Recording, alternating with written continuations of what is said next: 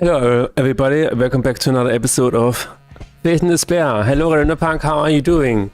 Today, we're going to take a look at the comics feedback. There is a lot. At least 20 things, including Render Punk's feedback. And there was also some news that I'm going to announce later. And yeah, until then, we're just gonna take a look at everything. And wow, YouTube chat is fast today. Holy shit. Wow. Wow. Servus, Belisarius General, how are you? Wait a minute, why is it? Oh, live chat, there we go. That is weird. Hello. Hello, Dogs, how are you doing? Yes, so I am a bit sick. So it's just Miro 95% successful, yeah. You're in a meeting, alright. Greetings to the meeting. Was läuft? Alles ready today? Yeah, everything is ready today. Everything is absolutely ready today. So I was at a convention on Wednesday, on the weekend. And yeah, let's just go into it. Let's just go into it, you know. Let's just walk through it. This is me. So there's a convention in Vienna called Comix. You can actually see the name here, Vienna Comix, and it was just this building here, right here. And the main focus of this was comics. This was the thing I found out. No. No, that's that. No, he's not just suddenly in Austria. But to preface this, I was sick. I was absolutely sick this weekend. So on Friday after the stream, I got sick, and I was like, "How is this possible?" Because during the stream, I didn't feel anything, but afterwards, freut mich, einen Stream zu sehen. Weiter so. Thank you very much for that. Yes, I am in Vienna. So I was sick, and on Saturday I was like, oh my god, I don't feel good at all. So I just, took a few pills and whatever. Obacht von der Mina, exactly. And so this is me full of, I don't know, medication, and trying to set up the booth. This is behind my booth. This is my wife who helped me set it all up. And this is how it looks like. I was right next to a Ghostbusters booth. So I don't know. This is just people LARPing as Ghostbusters all the time. I think this is like an Austrian Ghostbusters Association or something like that. They're just all Ghostbusters all the fucking time. And it was so funny because they were playing Ghostbusters songs all day. Now, I'm a person who likes those songs. I'm a person who likes the magic songs and the song, that comes up when the ghosts explode out of the containment. I really like those songs, but if you ask somebody who doesn't like those songs, well, you would be screwed. The booth is set up, as you can see here. It was very rather simple setup compared to last time. Simon laughs at your game. Wow, that's right. He was not laughing at my game. He was laughing at the game right next to me, right? Let's be clear on that. You see a little bit of foreshadowing here. Do you notice this tail? And the shoes that this guy is wearing? Right? This is a bit of a foreshadowing because while this was a comics con, there were a lot of furries. Okay, there were a lot of them. But yeah, anyways, once this was set up, and notice this was the first day, so there was nothing here, right? This is also a bit of a foreshadowing. There was nothing here. We took a stroll around the booth, and there were a lot of old things. That's better, indeed. There were a lot of old things lying around. So you can see here like Garfield videos and He-Man and Masters of the Universe, Lucky Luke, old Simpsons tapes. I don't even know what it is. Asterix tapes and Alf tapes, Barbie tapes. What is all that? There was a lot of stuff going on here. Star Wars crap, like tons and tons of old comic books and new stuff and plushes and things like that. And a lot of like, oh my god, it's a 25 stream series. That's amazing, dude. The old games and stuff like that, also just lying around. Some of them were even foiled. I don't know. Did they rise in price? I'm not really sure. I think this was like 30 euros or whatever. 30 euros for Harry Potter on the GameCube. Why not? This was in the Markshalle. This was Vienna Comix. This was just last weekend. And yeah, let's see. Oh, of course, you have Game Boy games here. Super Mario Land for 30 euros. Excuse me? Tetris was free. Tetris you could probably just take and nobody would mention it. There was also Double Dragon 2. Double Dragon 2 is amazing, dude. Batman I also played, I remember that. A lot of DS games and stuff like that. The old Donkey Kong 2, what is it called? M2 whatever.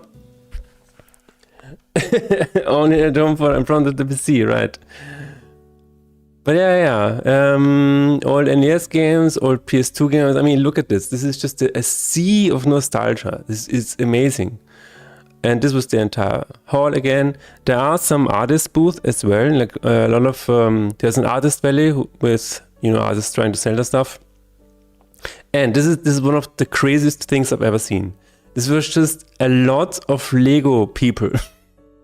I've never seen that before. It's incredible, and I didn't even know that some of those would be like 100 euros. Like this guy over here, I don't know. Is this a Lord of the Rings Lego figure? I have no fucking idea. Like this is insane to me. I have no idea. Absolutely no idea. There's even a Mickey Mouse Lego figurine. There's a yeah, it's crazy. It's absolutely crazy. I had no idea this was. There's Sonic for 40 euros. Hello, Tarek, how are you? Damn, that's a 2-year mod anniversary. That's amazing. I didn't even know this existed. Reminds me of the Netflix series High Score. That's crazy. But yeah, I had no idea that. Like this is a word that I have no idea exists, and it's really funny. There's an 80 euro whatever that is.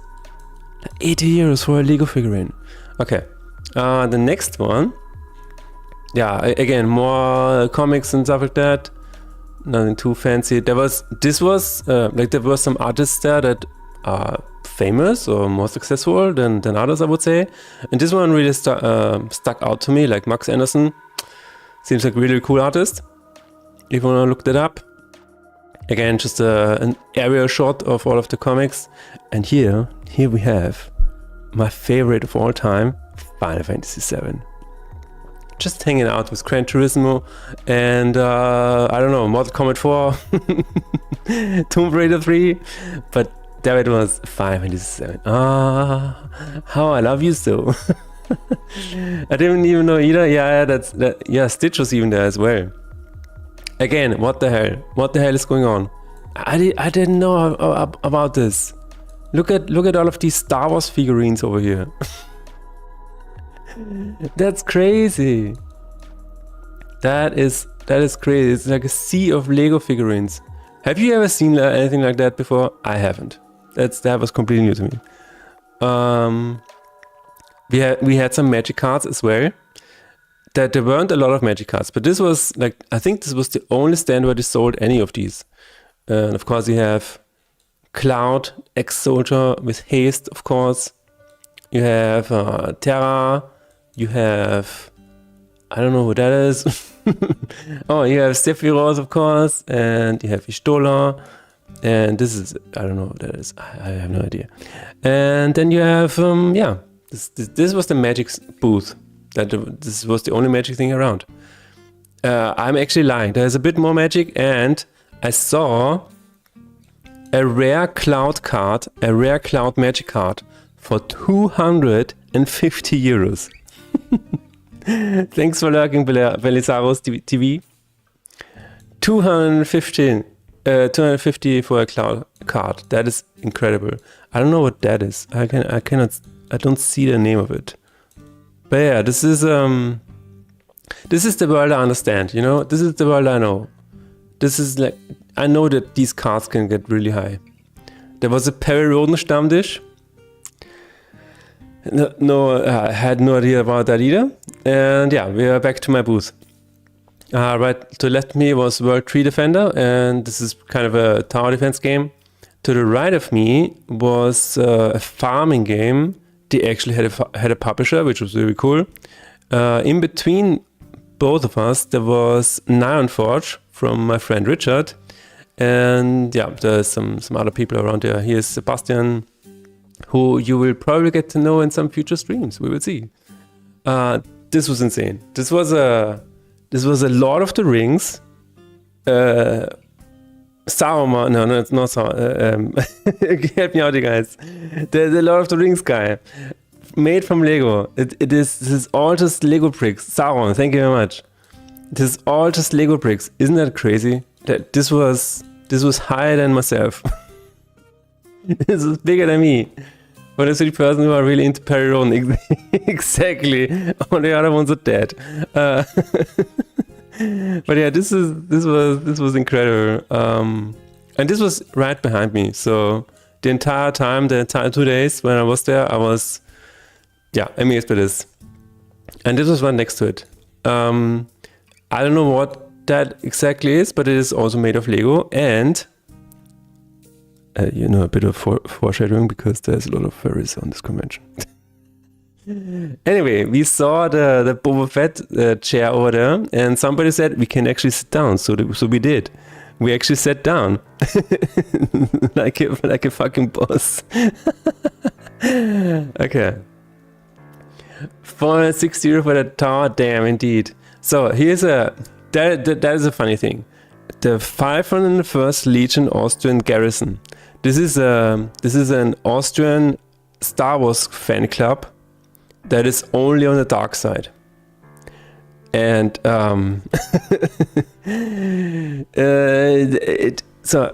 okay, just between you and me, right? It is a little strange. It is a little strange because I think the dark side was inspired by Nazis. Anyway, we also have some Perry Roden post stamps here for the 3 Perry Roden fans in chat. Anyway, and we have our first video here of a guy remote controlling a robot. And as usual, it takes a little bit. Oh no, this is just a. Okay, you can actually hear. I don't know. Do I have this as an audio source? Let me just check. It is not an audio source. I have no idea why, but let's add it. Audio application, audio capture. There it is. Brave free. I don't know. Do I have to have a new Brave every time I do this? Probably. Okay, here we go. So this was just to show you guys what the Ghostbuster booth looks like. Anyway, I started blasting. What is the picture on the left? Which one? Which one? This one? Or which one do you mean? Which one do you mean? Anyway, they also had a hologram up there, which looked really cool. Yes, this one? Okay, so this is actually in the movie. This was in the movie. This was in the second movie. So this was also in the second movie, and the other one is also in the second movie. Yeah. Yeah, it's yeah. But yeah, this was just really very nerdy stuff. Anyway, let's go to the next one. This was a setup for the game Catnap. If you like cozy cat tower defense games, you can check this one out. It was very cute. Unfortunately, we didn't really know what. I don't know. There was no sticky point or whatever, but it is on Steam. So if you want to check that out, if you're into cozy cat games, definitely give this one a try. It was very cute. It was very cute. Basically, you plop down the cats here, and it's just tower defense, so you have to defend your home from mice and other creatures that might bite the owner, and yeah, then you win. That's pretty much it. Cat never made by Jack, no. That was from Ghostbusters 2, exactly. Hello, Ronan. Alright, let's go to the left one. This was a bit of a bit later in the day already. I think this was actually time when everything started. Yeah, this is my friend Sebastian and my friend Richard. And just the other side, you can see some people of the dark side already starting to patrol over here. And yeah, some of them actually had some Star Wars robots running around, which was really cool. Like actually remote control Star Wars robots. That was really good. Hello, Ronin. How are you? This was really good. I really liked that one. Like this, this guy remote controlling it was really funny. And they had, I think, 3 in total. Like this was the first one. They made sounds as well. Yeah. But it was just so funny seeing the Star Wars guy next to the Ghostbusters guy. Actually, them conversing. It's like, I mean, look at this. It's so funny. But anyway, it was right next to my booth. So it was a little bit awkward. Anyway, do you know this character? Do you know this character? She was there as well. Alright. I don't know who that is. This guy was patrolling every now and then, and he was really cool. He was just walking around very calmly, very silently. And again, as I was foreshadowing, here they are. Here come the furries. Here they are. We have some Hollow Knight going on over here, some Hollow Knight action. And at some point, we also have this guy walking around. I don't know what that one is. I have no idea what game is this from, or what comic or whatever is this from. But he was just a walking cupboard, I guess. There were some, actually, what I said earlier, there were some comic artists here as well. Some renowned comic artists selling the stuff, which was really cool. I didn't know any of them, so this was another robot. Very cool. Very nice. And yeah, Spider-Man played my game. That was the biggest event of the day, I would say. Spider-Man just sat down and played my game. I was very honored for him for doing that. And apparently he liked it. I'm not sure. You can see the setup here. The setup here in the middle is just my 2 candles, right?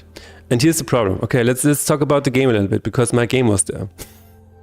So first of all, this convention was focused on comics, right? So people didn't even expect games to be there. And well, we had like 10 indie games there. And the funny thing about it is that nobody knew, like just from seeing my splash screen or whatever, nobody knew what my game was about. So some people just sat down, pressed start to figure out what the game was. I fixed that in the second day by putting a trailer here in the middle, like putting a laptop here, and that just had the trailer on repeat. But on the first day it was just very interesting for people to, I don't know, they just didn't know what it is. Just saw the splash screen and was like, what is it? It's not, if not, well, could he foresee the enemy moves? Fate in Despair is sponsored by Marvel now, yes. This is the big news today. It only tickled him, but he didn't flinch. Yeah, he probably could see everything that is going to happen, so that is probably why he won the first boss. That's true. You should be honored if the Punisher had played your game. Oh, I don't think I saw the Punisher, but maybe he just was sick that day. But yeah, I mean, Spider-Man just removed his mask to play my game. You know, this is how much he liked the game. Anyway, here's another video of this guy just walking around, like very menacingly. very scary. And we had another version of this guy in complete red, which was also very cool. And this was already the second day. So you can see how I changed my setup here. I didn't start the game at the splash screen anymore because it required 2 clicks to go through that, and 1 click is better, right?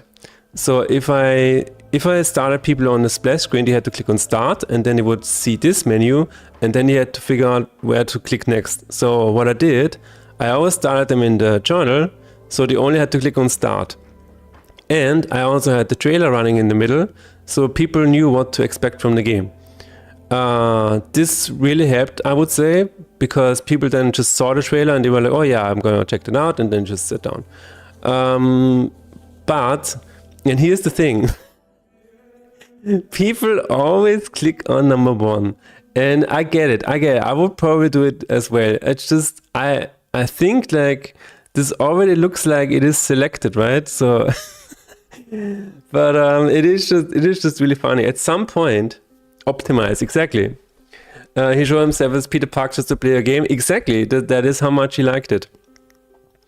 At some point, I had A and B testing going on. So on the left screen, I had this one. I had this journal open. And on the right screen, I had the custom screen open, where you don't see this, and people don't have to click on the first one.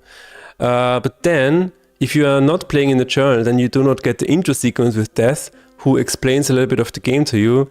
So I had one guy playing on the right, and he turned to me after playing the game and said, it's a really good game, but I would have liked some tutorial. So I was like, oh yeah, that is why you usually play the first day in the journal.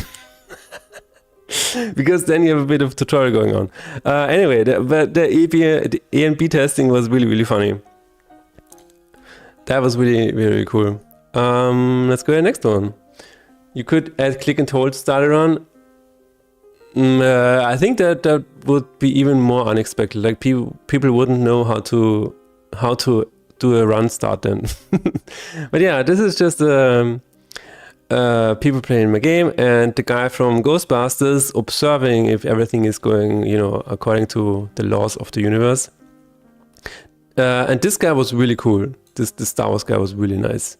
He even had glowing eyes. Unfortunately, you cannot see that in the photo here, but that was really a really cool costume. Now, let's go back to this a little bit. I did have players play the game almost the entirety of both of the days. Like, I think the max amount of minutes between people playing was like 10 or 15 minutes. And I did have a lot of children play the game, a lot of teenagers play the game, which was probably okay because probably to be expected because of this event. But I also did have some adults and stuff like that. But here's the thing. I'm gonna explain it later. Batman was also there, but I'm gonna show it later. He's a funny dragon. Yeah. Alright, and this was crazy, guys. Hello, Random Punk. Welcome back. Hello, T-Bag. T-Bag was also there. Yeah, T-Bag visited me at the event, which was a really cool surprise. But this guy, dude, this costume was insane. Even the hinge moved, and it was so cool. And I actually, stopped him and said, you know what, you have a really cool costume, and how long did it take you? And I think he said like 2 weeks or whatever, but his grandparents helped him. His grandparents helped him make all of the things that are put on his arms and stuff like that. So yeah, this was a really cool one. We also have Predator here. The cool thing about the Predator is that he was not alone. He had a little child Predator alongside him. You gotta teach the kids how to hunt, right? That is what you gotta do. But yeah, okay. So here's Batman. Here's Batman. A child Predator. Oh, I didn't mean it that way, Random Punk. No. Don't take that out of context, okay? Anyway, let's change topics. Here's Batman. Here's Batman, alright? Batman was a really bad man. He was a really bad man, okay? Because at some point he was going to my booth where my game was, and you can see here. So imagine Batman standing over here, and then he would just take one of the chairs of my table, and he would just put someone else on the chair to make a photo with them. So he had like 5 people standing on the chair. Somebody was standing on the chair. I think it was even Joker or somebody like that. And then they had like a photo session right next to my table. And I was like, you cannot just use my chair. Excuse me. What if somebody wants to play my game? Batman? What is going on here? But you know, it's Batman. I can't really. He's outside of the law. So what am I gonna do against Batman? But yeah, that is the. Bruce Wayne is, yeah, he's above the law. He just has so much money, he can do whatever the fuck he wants. You gotta act like you own a place. I mean, Batman owned this place, obviously. There's no arguing there. Was it Frank Miller's Batman? No, it was The Dark Knight.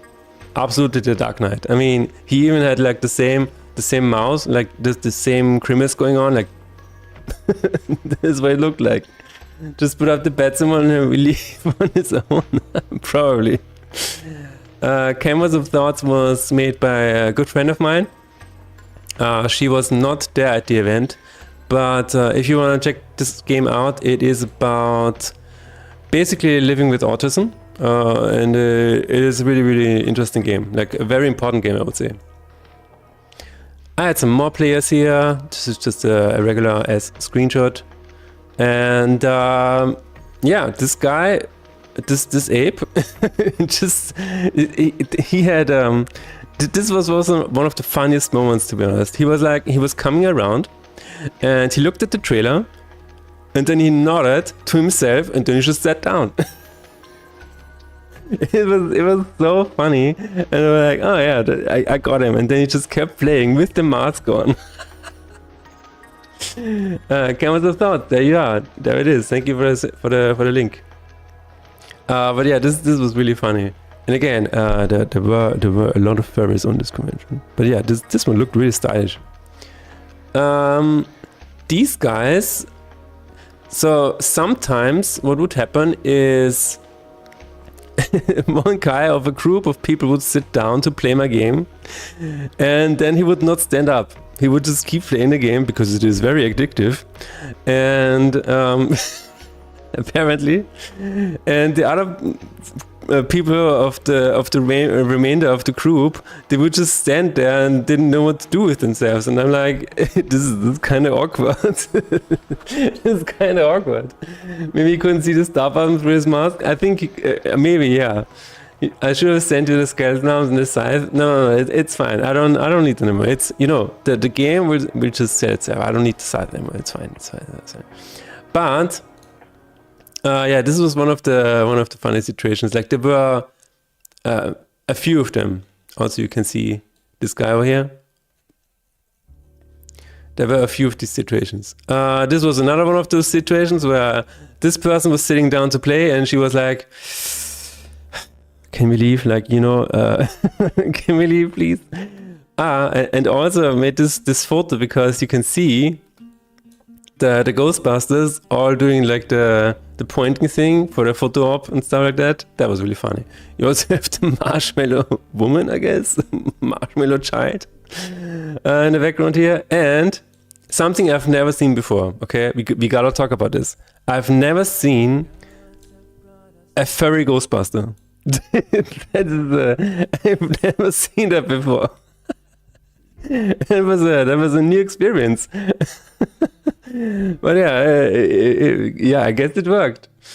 Sorry, so you can stay here playing the forever, but thanks for playing my game. Exactly, yeah, I was like, excuse me, you have to go. It's the guy from the start with this full cover on. Exactly. That was the foreshadowing. Here we have another robot on the ground, and actually an extra Star Wars robot, remote controlled, but it's, you know, it's one of my favorite Star Wars robots of all time. I think everybody likes this one. Very cute. Just a regular comic. Wait. Oh, wait, that's it? That's it. Okay, so this was the comics convention. Wait, actually, that was it? I didn't make any more other photos? Oh, shit. Anyway, that was the convention. The Fairy Ghostbuster was the last one. The last exciting one. Maybe they will in the next movie. Maybe, you know what? Maybe for inclusivity. But yeah, overall, I would say the event was really, really funny.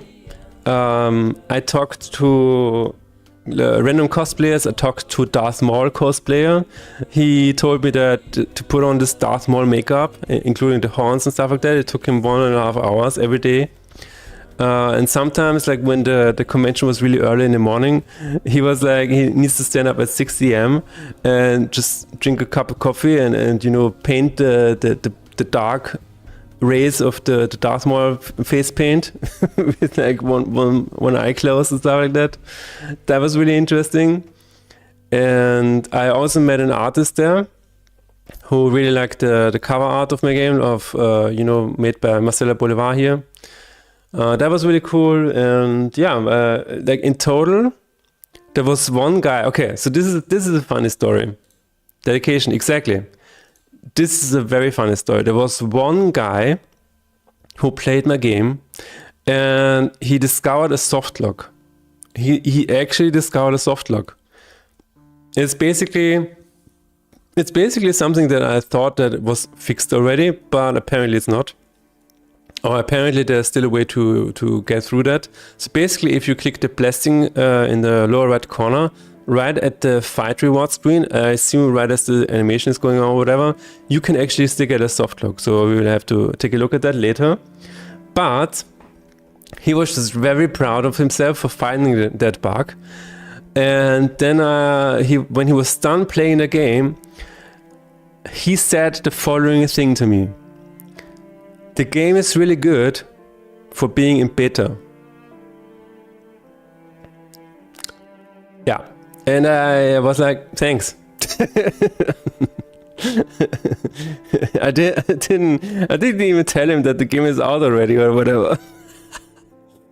But yeah, that is this man is not dead. Yeah. I'm proud of this man, but this man is not dead. Exactly. That was really funny. Yeah, he was like completely confident in the assumption that, yeah, this game is just in beta, right? I'm like, oh yeah, sure. And then I asked him, so since this is still in beta, what would you change? And then he said, well, I would change the fact that when I play a spell on my creatures with Impulse, instead of damaging them, why don't they, you know, upgrade the creatures with additional damage? And I'm like, oh. So yeah, internally I thought, oh, you're one of those people that tried to damage their own creatures. Well, I guess since the game is still in beta, I can figure that out. Oh my god. Cooked on the spot, exactly. The duality of man performed per random bug. No, that was really funny. I wasn't even mad at him. I was just very surprised and like, what did he just say? This game is still in beta? Oh my god. And you know, a part of me was like, what else do I have to do to to make this man believe that this game is already out? What else do I have to do? My work is never done. Yeah, I think this was the one of the funniest moments. There was one other guy who liked the game. What did he say? I forgot. But yeah, otherwise, you know, just talk to random cosplayers, I talked to random artists as well, you know, because there was Artist Valley as well. I did walk through the Artist Valley of Death, and I'm gonna say this much. So if you have ever been to an Artist Valley at a convention like this, an artist booth is normally you have a booth like this. Wait a second. And you take this. Something like that, right? Oh shit. So normally you have a so this is an artist valley, right? So this is from this point of view, and then you have a booth like that. So this is a table, but the artist always puts so many things on the table. So there's like a thing here, and then there's like a thing here, and this and this and this and this. And this folds out, and there's a wall here, and there's another wall here, and then you have like 1,000 pictures here, and you have magnets here and stickers here, and then you have also like aligned up like this, stickers and magnets and whatever. There's a little Instagram, QR code, and then more images here, and then they have this tiny little window. Where they look outside and see if there are any customers. And it's like, what are you barricading yourself from? What are you afraid of somebody invading our country? What are you doing? It's just so much, and I feel like maybe, I don't know, maybe simplifying it would help. I have no idea. It's just, please buy, exactly, yeah. You should have asked if she is also beta, because we only accept ideas from Mint Sigmas. Oh, you're right, Sigma Teabag. To be fair, you did put a beta recently, right? I know that task. So one part of me was like, is he talking about the beta or... But this guy had no fucking idea. So... Artist Valley Society, always look into your eyes while you pass with the puppy eyes. Exactly. Is this Batman? It could be. So it's just like, I don't know, maybe because there are a few people who just have a very simple table, nothing really standing on top of it, and they just have like a few things that they're selling, and they're just very relaxed, and they're just painting something here. They're painting while waiting. They're not looking you into your eyes and whatever. I feel like this approach is much better. Like, this is very comfortable. They're just painting, and if you come by, they don't look you into your eyes and please buy something. And I don't know. This feels like very uncomfortable. Like, how do you even do transactions like that? You have to put your money through the little hole, and it's like, hey, thank you very much. I don't know. That's just me, but yeah, I don't know. This is just an observation. Anyway, less is more sometimes. Yeah, I think so as well. This is really not usual. Usual Batman. Hello, 8. How are you? How is it going, 8? Never seen a Batman with a smiley on his belly? No. Is this your piles of art, drawing and paint? Yes, exactly. By the way, Parasoft did not invent painting in paint, okay? So it's not like he has trademarked it, all right? It's not like every time somebody paints in paint, it's like, oh my god, is this your Parasoft work? He invented Blizzard. Oh my god, I forgot. He was the first and last Blizzard employee. He was all of the Blizzard employees. Anyway, we got some news today that I want to talk about. What can you know? Exactly it. Batman smiling. Are we talking about the same hero? Yeah, he never smiles. Anyway, so I have 2 news to announce. Small-ish news, I guess. The first one, very exciting. I got a response from Steam support regarding the Steam Deck verification. It was still not verified. But 2 hours later, I got another message by a different person, and then it was verified. So here's the transaction. We've confirmed. Okay, let's just. That was so interesting. I don't know what happened. I have no idea what happened. So the first one was, we found the following issues to occur exactly as previously reported. However, it does not affect the rating. Poor legibility of in-game text. Okay. Like, well, crap. I guess we will have to try different phones. We will have to try other things. But then, a few hours later, our review team has finished Steam Deck compatibility testing and has categorized it as verified. So I don't know what happened between those two. Are they still friends? Are they not? Have they never been friends? Do they not talk to each other? What is going on here? I just found this very interesting. Okay, like no funny feelings about them whatsoever. But this one guy, this one response was very detailed and whatever, and the second one was like, yeah, dude, whatever, dude. Like Eric over here is like, whatever, dude, it's verified. Let's go. And I'm like, oh, okay. So then entered the chat, exactly. They fired the guy using the wrong resolution in the game. Exactly. I have no idea what happened, but it was hilarious. So now the game is officially Steam Deck verified, ladies and gentlemen. That is really, really cool, because that means I can publish this rating. So I need to wait to publish this once the beta is on the main branch, right? Because the main branch is not verified at this point. But this is really cool. Like having a green check mark is really cool. Because it shows people that, you know, the creator of this game cared about making this Steam Deck verified. And yeah, I mean, look at this. Everything is a pass. We only have this one thing, which is not an issue as far as I know, because I made it so that this is not happening. So the following system preferences were found to be synced between devices: frame rate and resolution. I don't think that's true.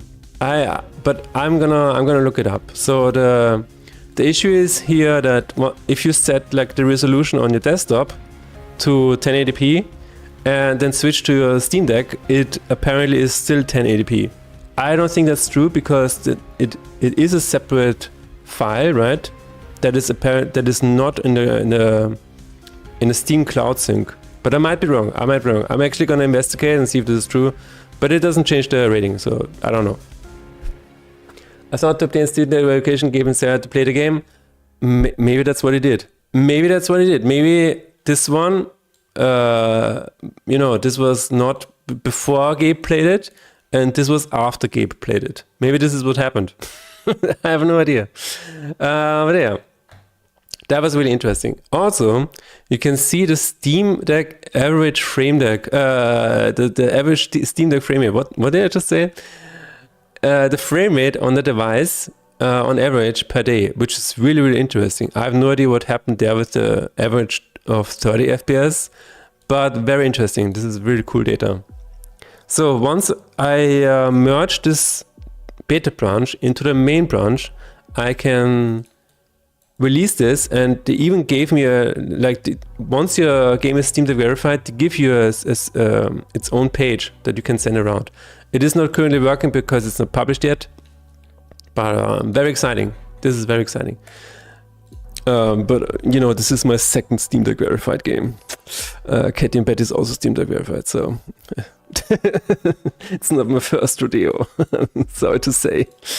Anyway, the next big news: 4K on May 16th. Exactly.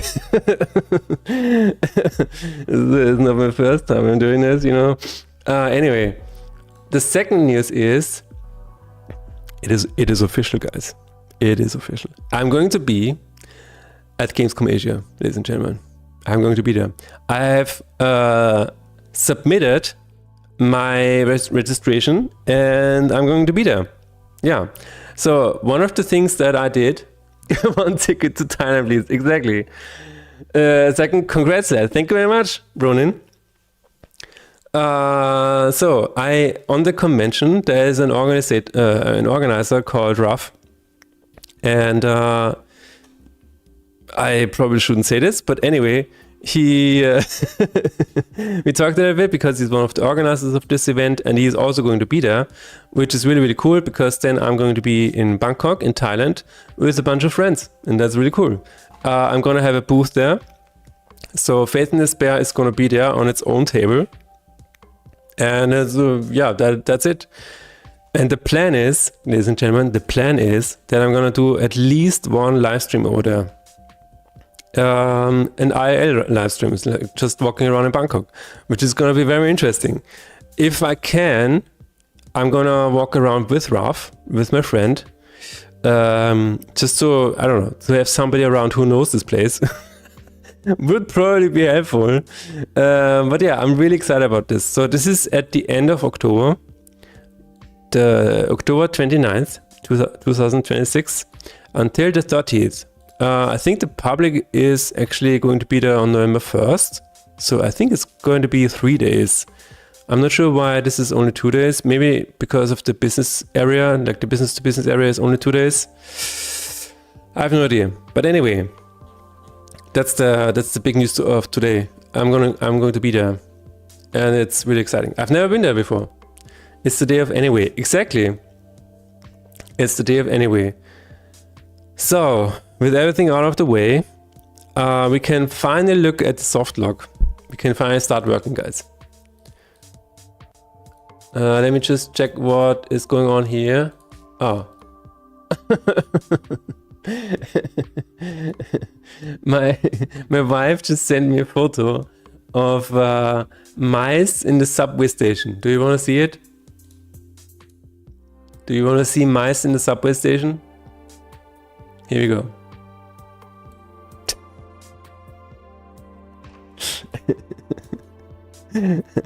It's very they should call somebody. I mean, this is like 3 mice in the subway station. That's a lot. That's call it street art. All right. Wait a minute. Just give me 1 second, guys. No, not Dyson. No, not Dyson. All right. Okay, it's time, ladies and gentlemen. It's time to say goodbye. No. It's time to work on the game again. As you can hear, I'm still a little bit sick, so I'm not sure how long I can hold out today. So as soon as my voice is gone, I might just end the stream. But we will just... Oh, sorry about the sound. We will just try to keep going as long as possible. It's the same with the running water in shoes, right? Running water in the shoes? I have no idea. Stop with street art, exactly. Anyways, so we are going to try and figure out... So there's a lot of feedback, guys. There's just a lot of feedback. This is... So... events like these really help me, because you put the game in front of people, right? And you don't tell them anything. It is the day of Anyway. Holy crap. So what I usually do at events like these, where I have my own booth, I don't look people into the eye and I be like, do you like card games? No. Usually what I do is I go away from the booth as far as possible. And then I just wait. I just wait. There's the cover art of my game and the trailer of my game, and they're just trying to bait people in, right? This is like it's just like fishing, basically. So I'm never actively trying to get people to play my game. The game needs to sell itself. That is the biggest thing. Like, you cannot force people to play your game. That is never a good idea. Nothing good comes out of that. So whenever I do this, I just wait for people to sit down and then see what people do. Like, how does the game work for them? And again, one of the things that people always did, press number 1 on the journal multiple times, and then they find the start button and start the game. So this is actually working. This is really good. Other things that I noticed was, okay, the one thing that I do have to change is the button for changing the game mode. I think I'm just gonna hide it when you have never done a run before, because I think it's very confusing. So this is the boss rush only after day 1. And other than that, I saw some other things that are maybe a bit confusing or whatever to first-time people, to first-time players. But I mean, on the other hand, it's like there was one instance, guys. There was one instance where. Wait a minute, what? Tickets to Bangkok are 550 euros. Should I do it? I mean, if you want to, it would be really fun.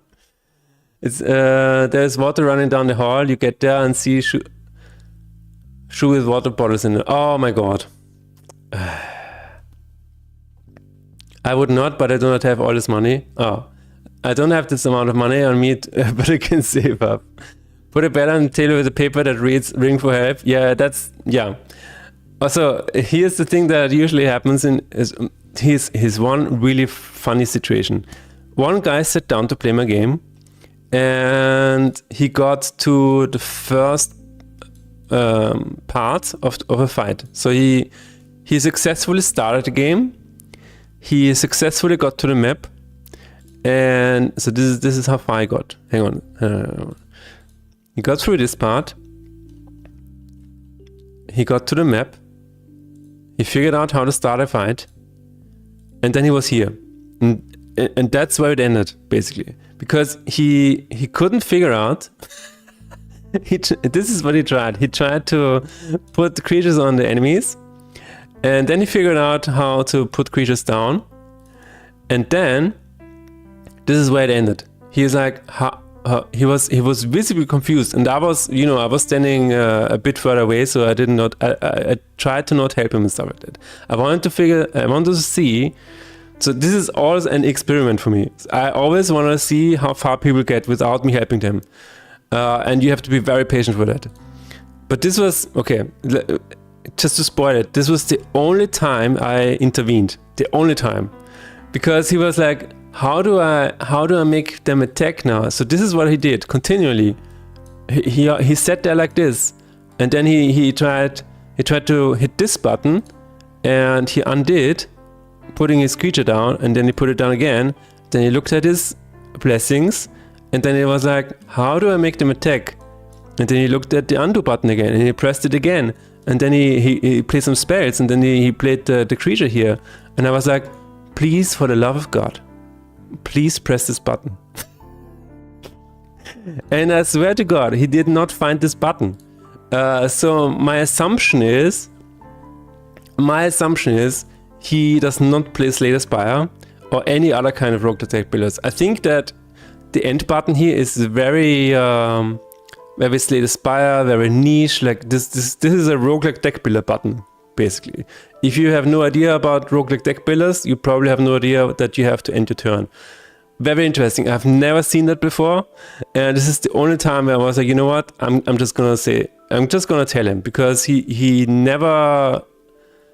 clicked this button, he moved the creatures around, but he never clicked end turn, which was very interesting. So a part of me is like, do I have to put an arrow here at some point, like after like 10 seconds or whatever of you not doing anything in the first fight, in the first round? Maybe I can think of doing that. So highlight with arrow after maybe 30 seconds of not playing any cards in first fight, in first round. This is, I don't know, just an additional safeguard, I guess. But maybe you would have figured it out. Usually I'm a bit more patient, but this guy seemed like he wanted to play the game, or he seemed like he would get the game, like he would understand the game, or would at least be interested. That is why I gave him a hint. Like usually, so sometimes people sat down and they were like, just clicking around and not really that interested. I'm like, okay, I don't help these people because they are clearly not interested. They just sit down because they're bored or just need to have a chair on their baum.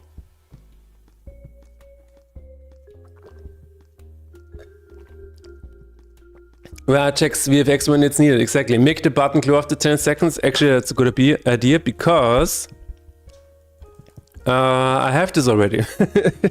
Make it glow after 30 seconds in first fight first round, because I have this already for same as inventory button. I have this already for the inventory button, because when you have never opened the inventory after like 2 fights or whatever, the inventory button is glowing to remind you, you can change your cards. You have to examine your inventory. But it's just very important. Oh my god, I'm catching a scream. Oh my god, I'm catching a jackneck with my stream. Hello, Jackneck, how is it going? Makes it clear that you need that fallback for some people. Absolutely. Maybe they skip the tutorial and just stream in. No, so the tutorial is not skippable. The tutorial is just a game. Which is why I think it's important to have it in the game and not have a separate tutorial button, because some people don't like to play tutorials, so you have to spoon feed the game to them, which is generally a better approach, I would say. It is how Slay Spy is doing it as well. There's no tutorial in Slay Spy. You have to figure it out while playing the game, which I think is better. But anyway, going okay today, nice. Next time you should implement a voice screaming out loud. Click the button for God's sake! It's just, you know, the camera points up at Death and he's like screaming at you. Faith, I had faith in you, but now I completely lost faith in you. Click the goddamn button already. Do we have a Patrick voice line for that? We could. We could have a Patrick voice line for that. Did you want to talk about yesterday's meetup? No, I didn't. But just because STS2 has no tutorial doesn't mean that's a good idea. I think it is a good idea, Jackneck. Because what is the difference between a tutorialized onboarding sequence to a tutorial where you have to just play the game anyway with tooltips? So that there is actually a tutorial if you think about it. Like the first run you do in Faith and Despair is the tutorial. You're just not really told that this is a tutorial. You always loved the tutorial. Minecraft didn't have tutorials. Exactly. You don't really need those. Arnold wants go now. Get to the bottom. Hello, Dragonlance. How are you? It is a very strange thing, honestly. But because there's one sequence in Faith and Despair that still needs a bit of a hand holding, because some people are always confused when they open the game and then they just have the map here, and it says on the upper side of the screen, it says select an event, right? And some people are like, oh my god, I need a tutorial.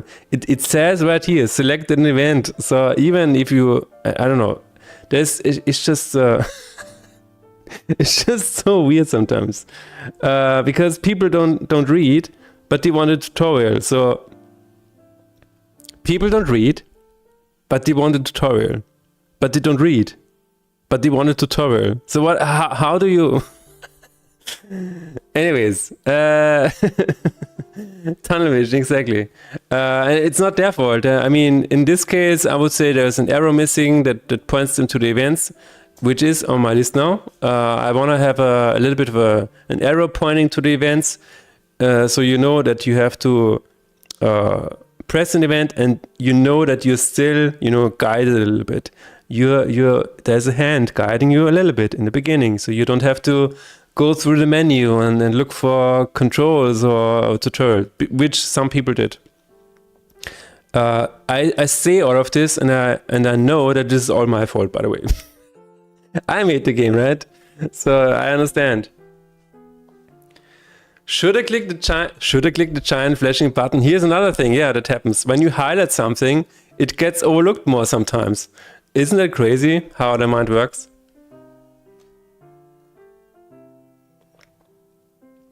Give us a visual tutorial with like 1000 arrows. Exactly. Until you are sick of arrows, I will put arrows everywhere. even putting arrows sometimes doesn't help, because people don't look at arrows sometimes. It's just so weird. There was one guy who played it, and the game was pointing with 2 arrows to inventory button and to the deck in the lower left corner. You know what he did? He just kept going, clicked on the event in the center. Sometimes it's I don't know, maybe again, I'm not blaming anyone but me. I'm just saying this is what I'm observing sometimes, and then it's like, so if arrows don't work, if highlighting doesn't work, if text on the screen doesn't work, well I'm out of tools, I don't know. Which is why this game is constructed in a way where you move your mouse over things, the game explains the icons or whatever to you. So whenever you're ready to learn, you get your information that you currently need. So I think it works this way, but it's just very frustrating because you try to, sometimes you obviously try to hold the hand and it still doesn't work because they are in this mode of not wanting to, just wanting to click through everything. It's very interesting how people differ from each other in that regard. Prohibit them from getting easy dopamine, exactly. It sounds like console players. Wow! I would have liked a tutorial for the Sorcery AI game yesterday. I did not get that one. I mean, to be fair, Sorcery AI was...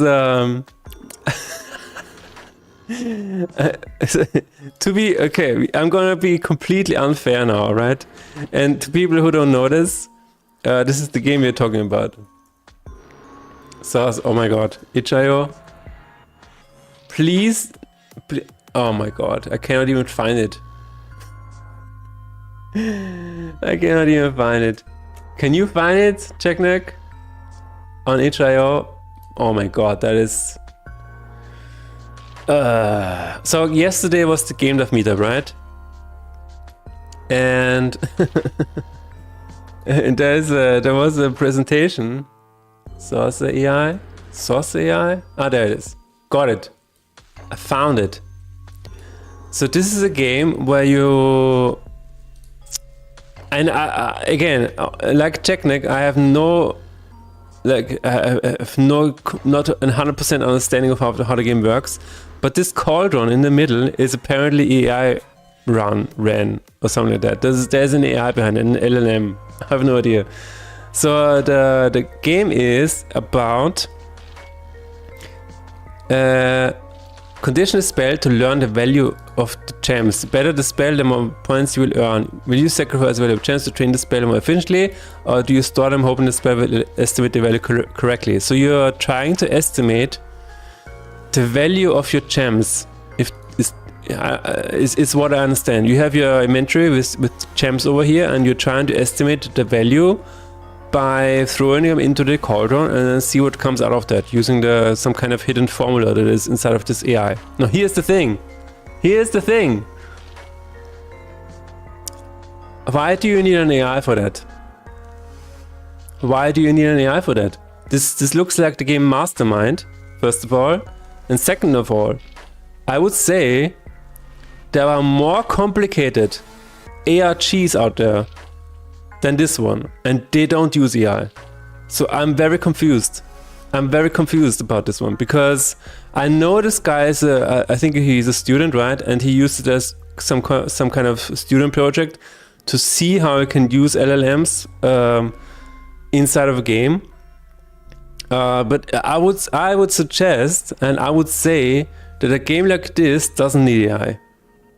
But there is just, it was for his thesis, exactly. I'm just saying that I think this is a I think, but this is just my assumption. I have no idea. But if anyone wants to try it out, I mean, give it a try. Ciao, Shanghai, ciao.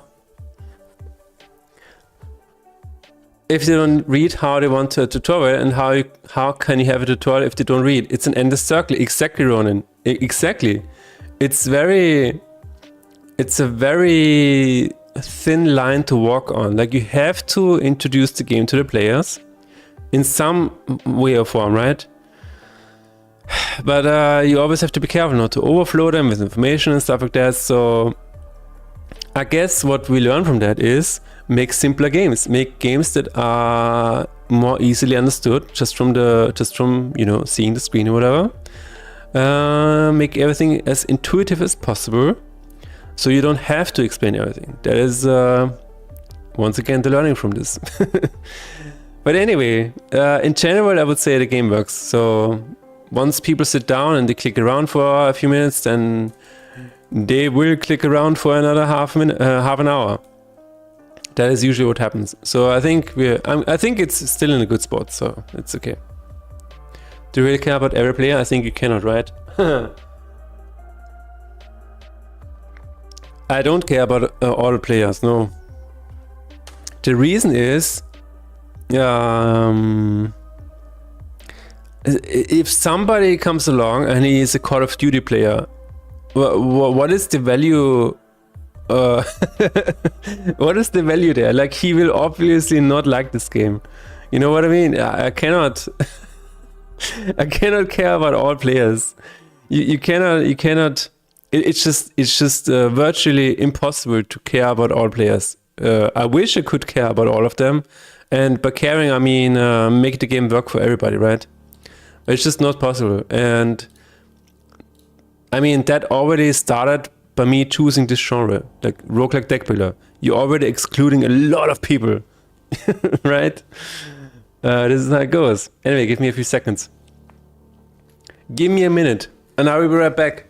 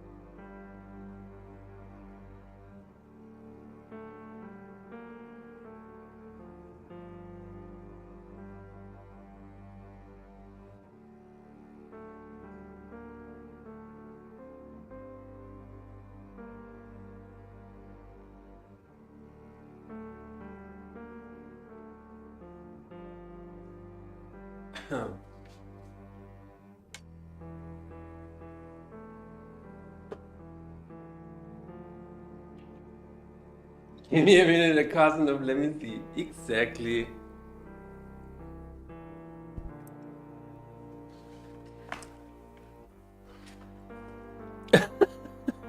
No one plays roguelike deck builders. That's why almost none exist. I wish more roguelike deck builders would come to Steam. Anyway. Anyway. Yeah, no, this... yesterday there was Black Jacket was also at the event. I don't know if you guys know Black Jacket. You should know it. It's really good, I think.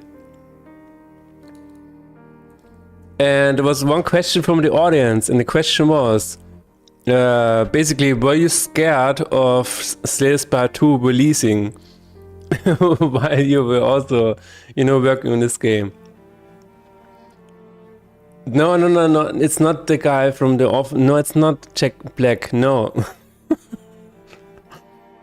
But yeah, the answer was basically, and it's the same answer I would have given. People who like roguelike deck builders, they are hungry for content. So when they are done with one roguelike deck builder, they wanna try the next one. So, and that is also my assumption. And I've seen it everywhere. I've seen it in Steam reviews where some people say, I play all roguelike deck builders. You know, this is, I don't know, that is why picking a genre can be very important.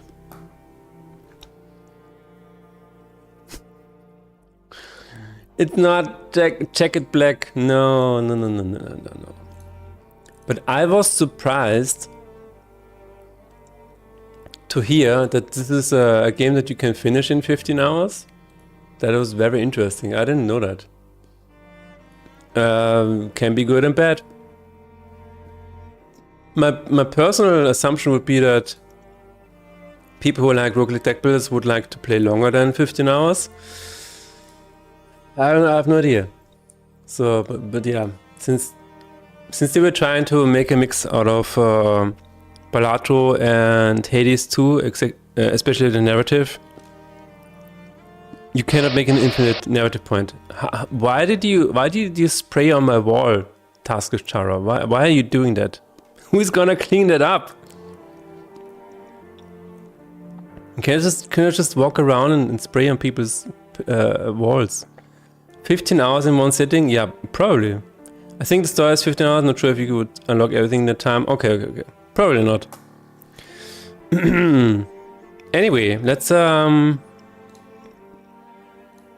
see if you can find the softlock. This is a very important one. A very important one. We also have a lot of feedback by Random Punk again. Much appreciated, my man. We're going to find an elite fight. Wait, no. I'm still not sure how he got this to work. Because you're not you cannot even open that. How did he do that?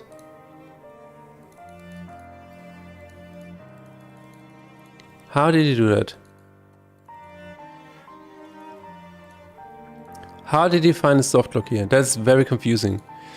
Maybe it was an actual error. Maybe see. Mission accepted. Yes. Do I have any errors here? No, there's no errors. There's one error. Error. It's wait a minute. May 31st. Wait, is that actually from the? That was on Sunday. That was on Sunday, 9:24 AM. No, that's not it. No, that's not it. It is an interesting error though. I should look into that at some point. But yeah, not sure how this softlock was done. That's usually how it goes. There's a softlock and you have no idea how it was achieved. Maybe like this? Ah, yeah, there it is.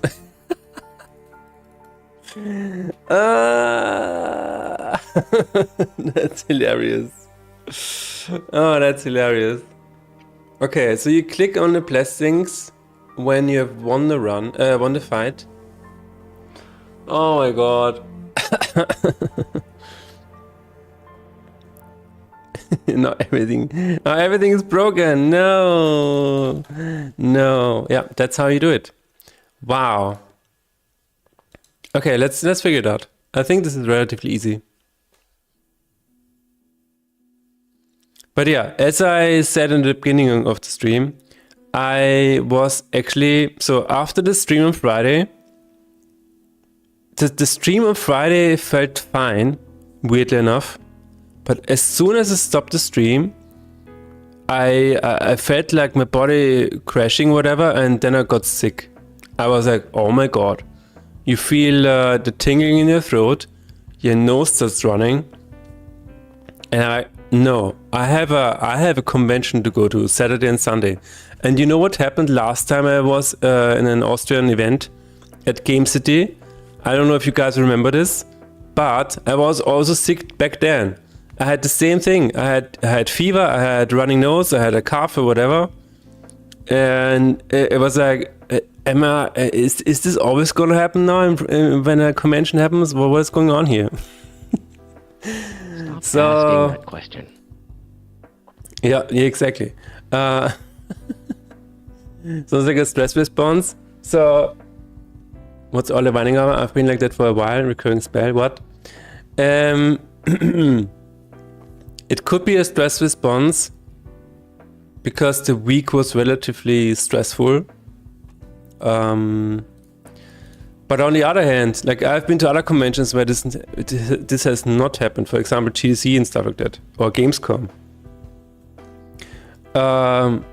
I think why I got sick is because the day before was really hot, but in the night it cooled off. So I was sleeping next to an open window where the air was originally very warm, but it cooled down overnight. So I was sleeping next to an open window with a draft. I think this is why I got sick. But yeah, it was it was a struggle. The thing though is, as soon as I was at the convention, and maybe it is because of the pills that I took, but I just felt, in the zone, and I was talking to people, and I was excited. And so what I was trying to say here is, I think that every time I do things like that, I'm very much in my element because I can do this forever, right? And so this is, I think this is a confirmation to me that I'm doing something that I really, really want to do. That is what I wanted to say, and that is good to know for me, for myself, because if you can do it while you are sick, I think that speaks volumes. The pills that I took, yeah, I mean, I swallowed some stuff to be able to stand there and talk to people. Don't tell anybody, but I was probably a super spreader. Anyway, it's the day of the anyway. Oh, the pills. No. I don't. No. I don't drink. I don't drink the pills.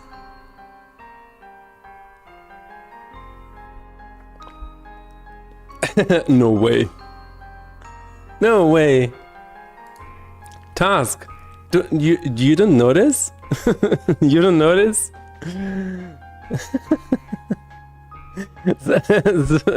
Slow down, please. Wait a minute, Roland. Wait a minute. You went off into the wrong direction there. Okay. I wanted to see what happens when I finish the file. Okay. I think what I can do is I can set it up like this. Just wait a little bit.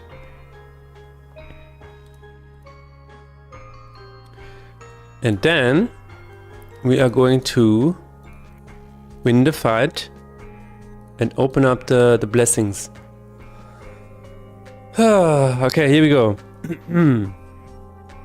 I should be able to end the fight and click on the blessings.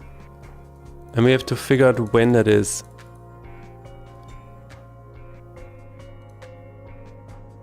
Huh? Wait, what? Wait. Oh, whoa, okay. Wait a second. Can I open this and press space? No. It is not. How did I even do this before? How did I manage to do it? Did I do this? Probably.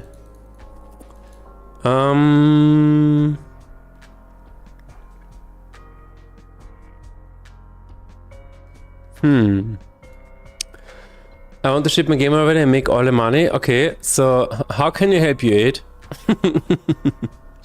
Patience 0, exactly, Dragon. You have to impulse your own creatures, haven't you learned? Oh, impulse your own creatures, exactly. That is, I forgot about that. That is the big brain strat. How is the game coming along, 8? How far away are you from your $1 million? Okay, let's open up the good old script file. I think if we can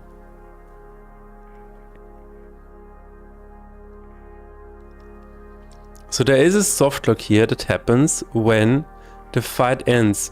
It's just how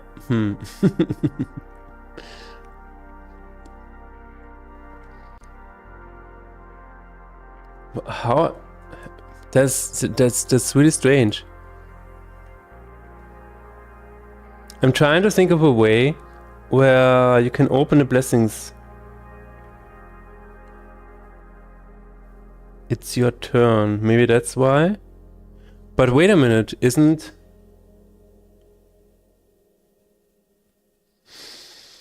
Ah, this is really confusing. That is crazy. Got lucky, I have some things to do. Thanks for the chat, you had all the fun. Thank you very much, Ronnie, for stopping by and for lurking. Got most of the work in the current time, reset time on restart. Store best run for player, game best run, etc. is done. Nice, so you're almost there. Checkpoint system is working. I'm now working on hard functionality to display data for players. Nice. Are you turning off the ability to click? If so, do a check to see if the close button is open and close it. Something like that, yeah. I'm thinking of doing something like that, Dragon. The thing is, it shouldn't even get that far. That is my problem. Like, how can the player open the blessings if... Because currently it's not allowed. That is what I'm fascinated about. Open, so this is in inventory, right? Show for blessings. And it says... Wait a minute, wait, what? Hold on 1 second. Show for blessings. Card game manager. Okay. Can show inventory. Here we go. If game and popper is active, return true. Okay. If inventory is open, is false. Yes. If we are in a fight and it's not player turn, return false. If you're currently playing a card, false. If not this,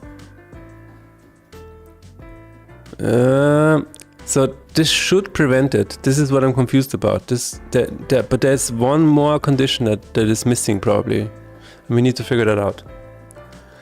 Hello Conatiri, thank you for the 7 months. Good God, indeed. Good God. How are you, Conatiri? Now I'm working on Delta. It's mostly working, just misbehaves on last checkpoint. Excuse me? Other day I discovered a code break. Oh. Code break. So, how is this? Am I missing something here? Corner theory.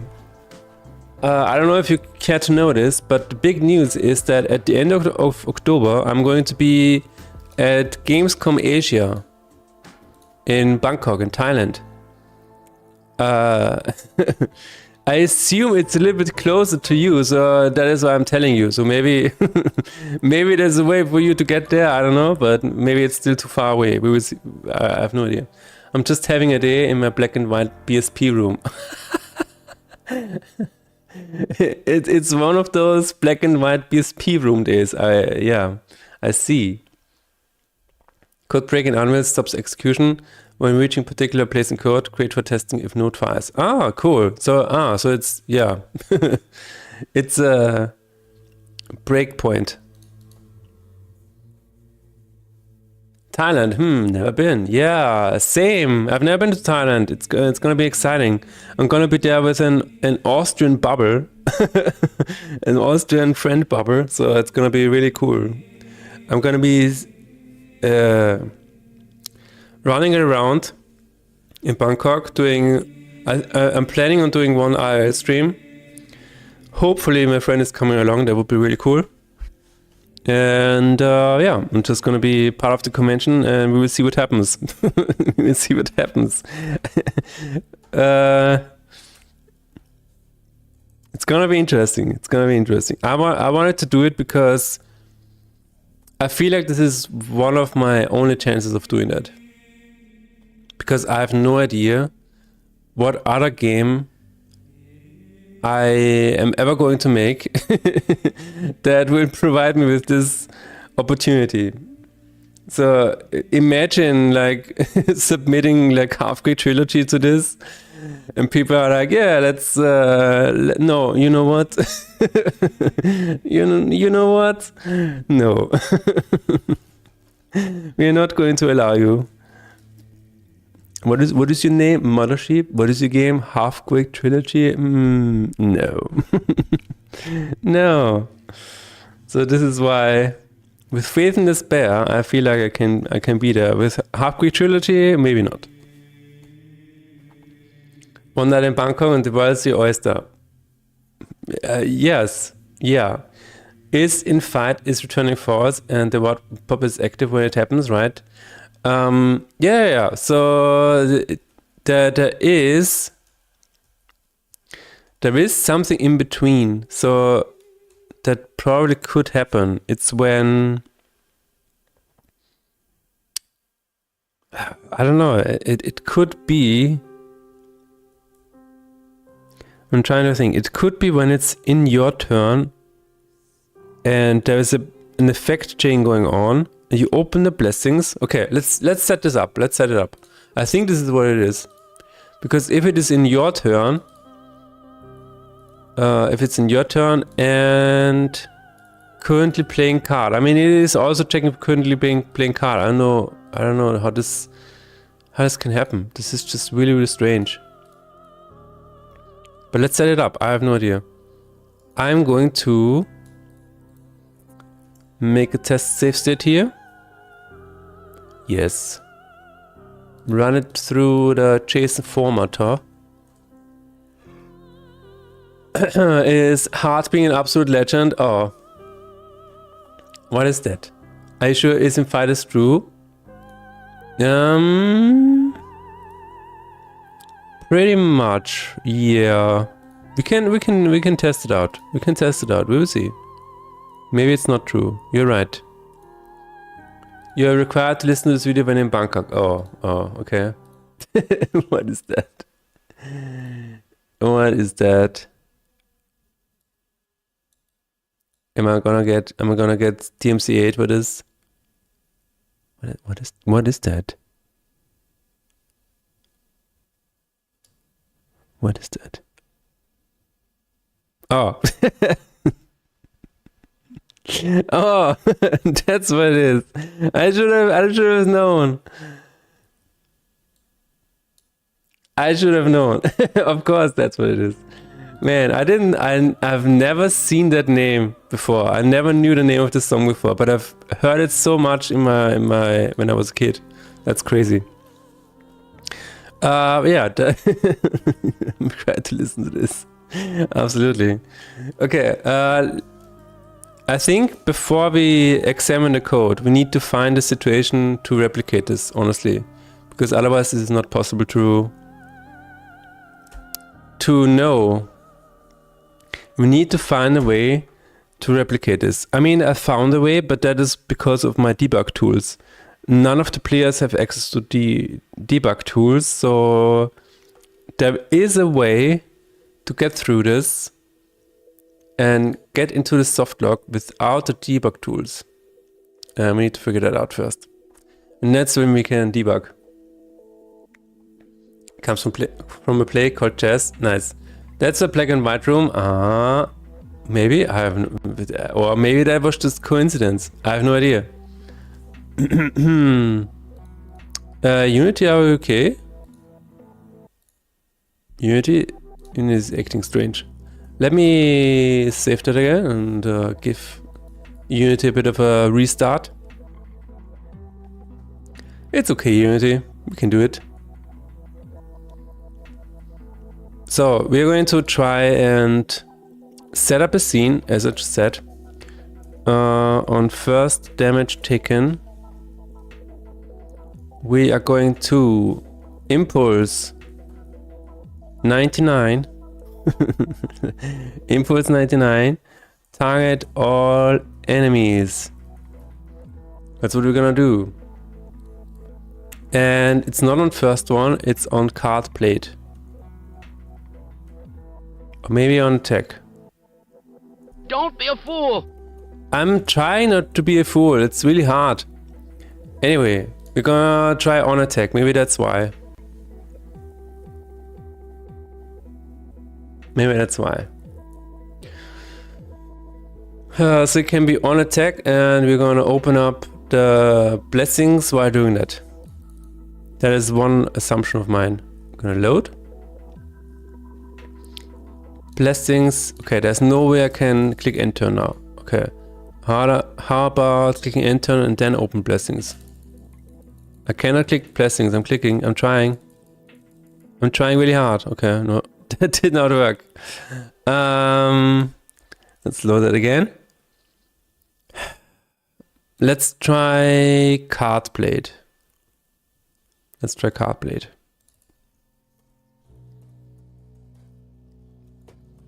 Are you trying to advise from the beta tester? I'm trying to find a soft lock. Trying to find a soft lock that occurred to a guy that played it on the event. And it's really strange. I have no idea. It's just very strange. I'm going to put this here and then click on a... Keep clicking on the... Oh, there it is. Haha, we found it. We found it, ladies and gentlemen. There it is. Oh, I love it. There it is. Without cheat codes, it is reproducible and now we can investigate the code. There it is. We need an enemy counter today? Okay. Anyway, let's figure this out. So, I'm going to play a card. I just want to see it again. Like, I want to see exactly when it happens. Play a card. Key clipping. Okay. Ah, so it happens when... Oh my god. Okay. Let me think about this. I think what happens here is that these two conditions are not true, but there's one thing that is being set here, which is end fight, right? I think this is what it is. In fight, total fights. End fight routine. Okay, we might have to add a new boolean here, but we will see. Win true, fight one. Let's see. All. It waits for half a second. Oh shit. But isn't there already a variable that says about to win or something like that? After enemy death. Yeah, here it is. Okay. Here it is. After enemy death. We're checking for the winning condition. Set. Oh, there it is. Set about to win. About to win is true. There it is. About to win. Return false. Haha. There it is. This is it, guys. I have a very good feeling about this one. Hello, Streuwinkel. No, Bruli. Why not? Did you click just right before the achievements? I clicked right before the rewards, yes. And it was right in this time where the last enemy is dead, and it waits for half a second, and then it checks the winning condition, and then ends the fight and does whatever, and displays the rewards.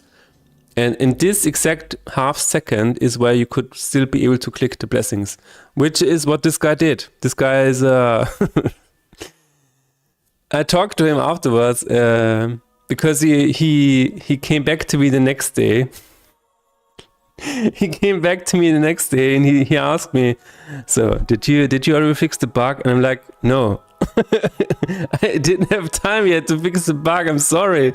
It's the weekend. I'm at a convention. I'm so sorry. But he was really cool. I said, you know what? Give me your name and you're going to be in the in the changelog. His name is Elias. His name is Elias, and he even is on Steam. So he gave me his name to mention him in the changelog. He's a really cool guy. He is the guy who said the game is good for being in beta, but I'm not gonna hold it against him. I don't know. It is what it is. Okay, let's see. We better fix the bug before you release the beta, exactly. What else is clicker in the time span? That's a good point. We're gonna check out other things. That was hilarious. Anyway, we're gonna try this and then keep clicking again. Ah, there it is. It works. It works. We're gonna try clicking on the inventory as well. Should be the same, but you never know. You never know. Let's keep clicking on that. Also works. No soft lock here. I'm also going to keep clicking on I don't know, the end turn button. I don't know why, but the end turn button doesn't really do anything. What else can we click on? I can probably try to play more cards. That's what I can do. Let's try to really screw it up. Oh. Let's try to break it. No, I think it's working now, guys. The soft lock is gone. What about undo? Wait, is undo still working? Wait a minute.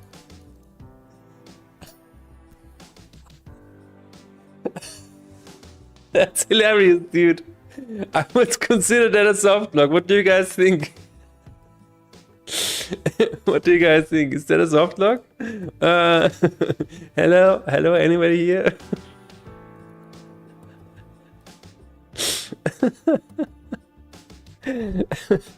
He is mentioned in a patch, but my worthy work at regular S. Guest is not mentioned in the credits. He's not in the credits, dude. Teabag. Teabag.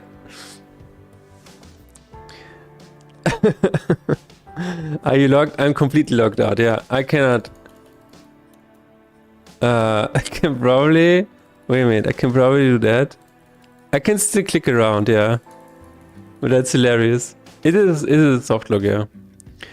The funny thing is that, oh my god, the material on the camera is now set to black. But anyway, we're going to set the same condition in undo. Undo.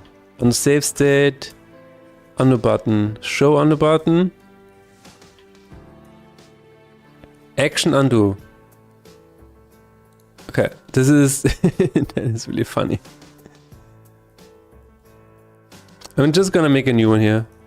I don't care about combining other ones. If it's about to win return force, we are not. Oh, we are not going to allow an undo here. Cool. Oh, I think we did it. Down the rabbit hole we go. This kind of worms is interesting, absolutely. I think this is the last one. I think this is the last one in this case. You want to find but want to undo in the last half second. Exactly, yeah. this is this is fun. Okay. Teabag. Teabag. We need to find a reason for putting you in the credits. What kind of reason do you want to give me? Oh, I clicked on the Discord link. 1 second. There it is. Fixed it. Fix the game. Okay, everybody come up with a reason for putting Teabag in the credits. Emotional support. Slapping that mint. Are you talking about me? Yes. You were just worried about not being in the credits for existing. So I was like, okay, maybe you know what?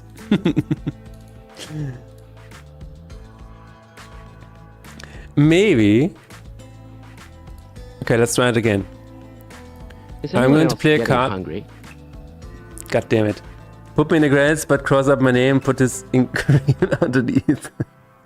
Hexagon hater, no! No, IPO, no! Not again.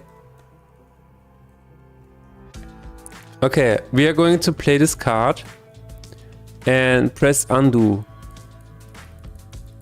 Ah, see, it's not possible anymore. We fixed it, guys. It's not possible anymore. Very cool. So are there any other things that we can do? No. The escape button also doesn't work. Let's try clicking on the graveyard. Graveyard also works. No problem there. What about... I have no... oh, the battle log. Battle log? Okay, battle log could be another one. No, battle log is fine. Closing the battle log is a bit weird, but that's fine. I can live with that. Okay. I think it is fixed. I think it's fixed. I think we got everything. Dude, this was a really good one. You know? The beta of the game has improved now. Press login that spam? Yeah. But, oh, okay. Sorry, everybody wants something from me in the office, so sometimes I might not be listening. Oh, okay. That's okay. That means you are really a good asset to the company, Teabag. You're doing a good job. If people need you. I am gonna keep spamming the blessing, but I think, you know what? I think it's working. We can try with a curse, but I think that's the same code, so it should be no issue. Yeah. Right? Yeah. Wait. Show for curse. Okay. Alle Verweise suchen. Yeah, it's the same curse. It's the same curse. It's the same code. Damn. It's the same cursed code. Yes, and I'm cheap. Oh my god. Does it mean I can hire you as well?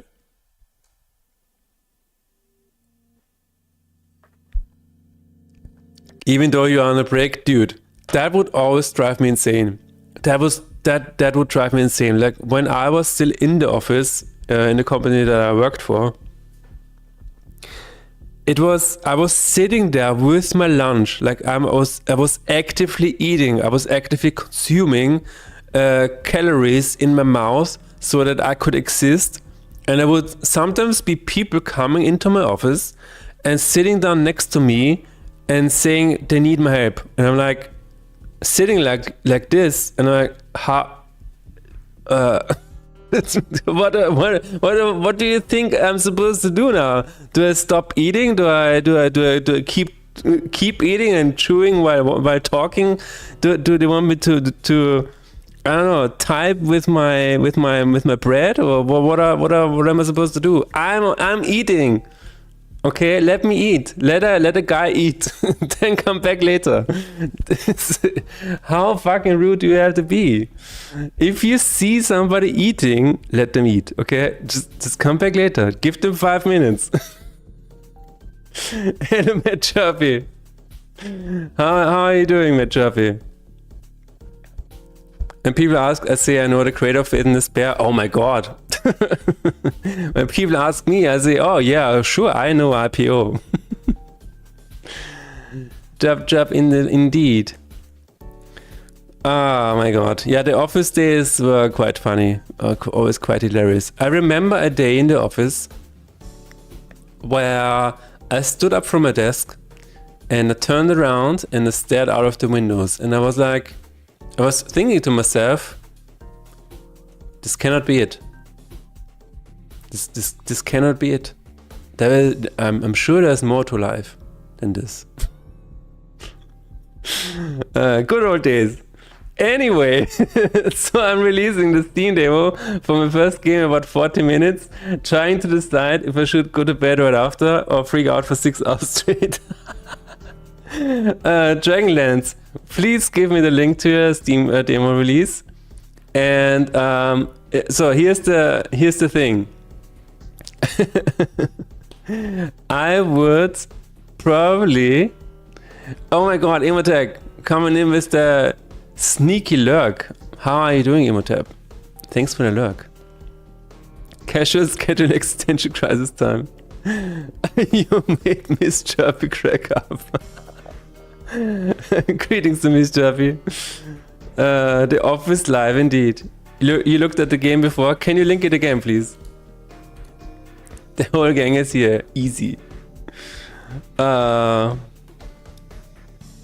Link it in chat so everybody can check it out, please.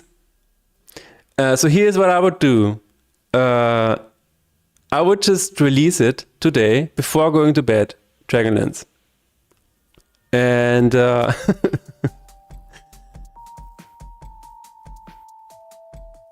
the cool thing about this is that maybe you get a surprise when you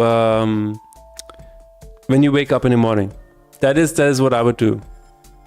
On the Friday before a weekend trip. Exactly. Exactly, IPO. Just do it. What's the big deal?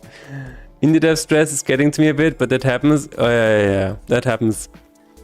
I was yesterday I had a game dev meetup, right? And I talked to a friend of mine, and he is working on a game right now that is supposed to be released in September or something like that.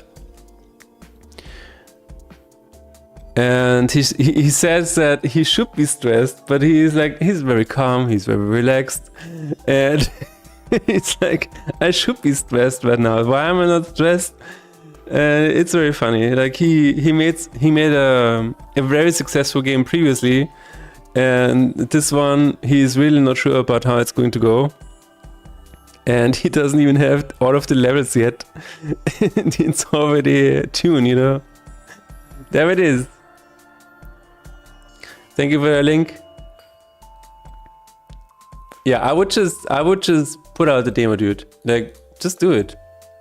I think this, like, putting out a demo is, I would do this. I would put out the demo and try to play it on any device that you can, like through Steam. Just download Steam on the new device, check if it works on this new device, like a complete fresh install, and then go to bed if it works. If it doesn't work, well, then you don't sleep anyways. Well, then you have nothing to worry about, and you sleep the next day. It's fine.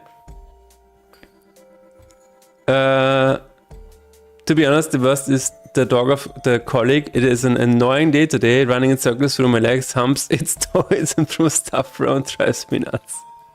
Oh my god. Yeah, I don't... doing great, hope you too. I'm doing great. Thank you, Emotep. Teabag. There is something that people do in the office that I never understand. And I think we need to talk about this. Sometimes, and I might be completely on the wrong side of everything here, but sometimes people in office, you know, they produce a new baby. It happens, and then they decide to take the newborn spawn into the office, and then they just show it to everybody. And then they just give the baby to people to hold, and it's really awkward. And it's like there was one scene where I just was, you know, working on a website or whatever, and then this person would come inside of my office and be like, "Do you want to hold her?" And I'm like, "No." Why do you want to hold a baby? It's not even mine. I don't care about this baby. I'm so sorry. What am I supposed to do with the baby? Just give it to somebody else, please. I'm working here. What is this fascination about bringing a baby to the office and showing it around? Like, you might be excited about the baby. I'm not. It's not my baby. It's not my baby. I'm so sorry. You might think it's beautiful. I prefer cats, to be honest, but yeah, most of the time I'm overly optimistic, naive, and I'm doing just fine. Only every once in a while, when I look at my savings, that the dread hits me. Yeah. This is definitely where you feel the anxiety in the pit of your stomach, and it's like, oh my god. But trust the process, matchup. Trust the process. You will be fine. You will be fine. You will be fine. Is it a narrative racing game? Maybe. No. Not Technic. No, that's not it. It was a different brand. Then Steam wants something from you to change. You're talking about the demo release? No, I don't think so. I think in this game there be dragons. I wish. Well, technically there is. Technically there is a dragon. As a dragon, we don't bring eggs to the office. That would be strange. Exactly, Corner Theory. See? I don't understand. It's like, yeah, you made this. It's great. I understand it took a lot of effort from you. Yes, but I'm working here. Like, why does this baby have to exist in the workspace now? I cannot communicate it. It cannot resolve tickets for me. What is it doing here?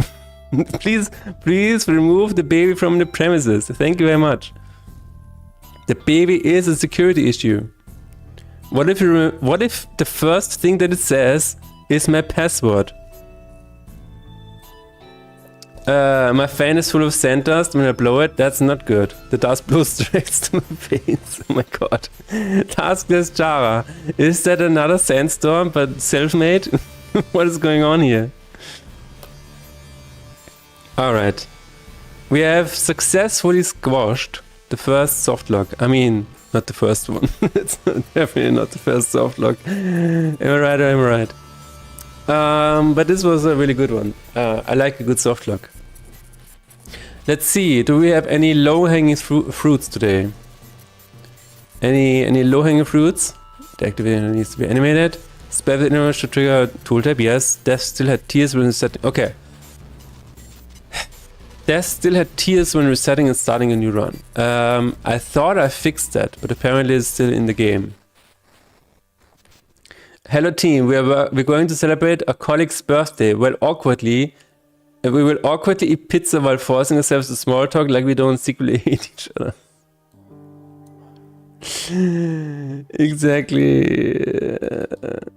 Hello team, save the date. We're gonna have a big celebration with our company values.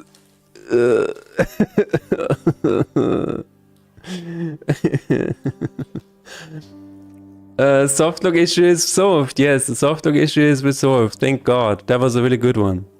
I like a good puzzle. Like, give me a good softlock and I love figuring this out. There was there was a company event where we were walking through a forest, and every now and then they had prepared a plaque, some kind of, some kind of, almost like Moses coming down with the 10 Commandments. But in this case, they had a bespoke made thing and put it in the forest for us to find. So this was like kind of like a hike that took all day. And every now and then we would walk into one of these into these artifacts made by the company and distributed throughout the forest. And every time we would get like a little bit of a CEO talk about this one specific company value. And it was just so awkward. It was like, oh yeah, what is going on? Company values. How do we build team unity? Anything other than team building event? Exactly. How do we build team unity? I have no idea. Maybe it's not about going out and shooting each other at laser tag. Yeah, that might not help. But we tried that. What happened was the guy I hated him even more after the event. It's like, oh, now I know why I hate this guy. Cool. Thanks for showing me. Anyway, the active danger needs to be animated. Oh yeah, this is okay, I need to talk about this. This is so funny. I was at the event, right? I'm just gonna open up the photo again, so just so you guys have a bit of context. So this was me at the event. This was my game. People were playing it, nice and quiet. And there was something happening here that has never happened before on any of the other events. It has never happened at the GDC event. It's never happened at the Game City event. Here's the thing. When players were done with the game, they went into the menu and then they went to save and quit. And the button save and quit quits the game to desktop. And this didn't only happen once, it happened like 10 times over the entire 2 days. And that is so funny to me because Jackneck in chat has talked about this. He talked about this, that this should not be an option in the game. Like save and quit should put you back to the main title screen, right? So this, and other people have said this to me as well. But I've never seen it in action. And in these 2 days, I've seen it in action like 10 times. And this is so funny to me because why does the universe decide to show this to me now, 3.5 years after this button is implemented? Like, I get it. Some people have already pointed out to me that it can be weird. But people actually doing that is so funny. Technic, I'm on it. That's so funny. Team bailing, keeping the team away from each other as much as possible. Yeah.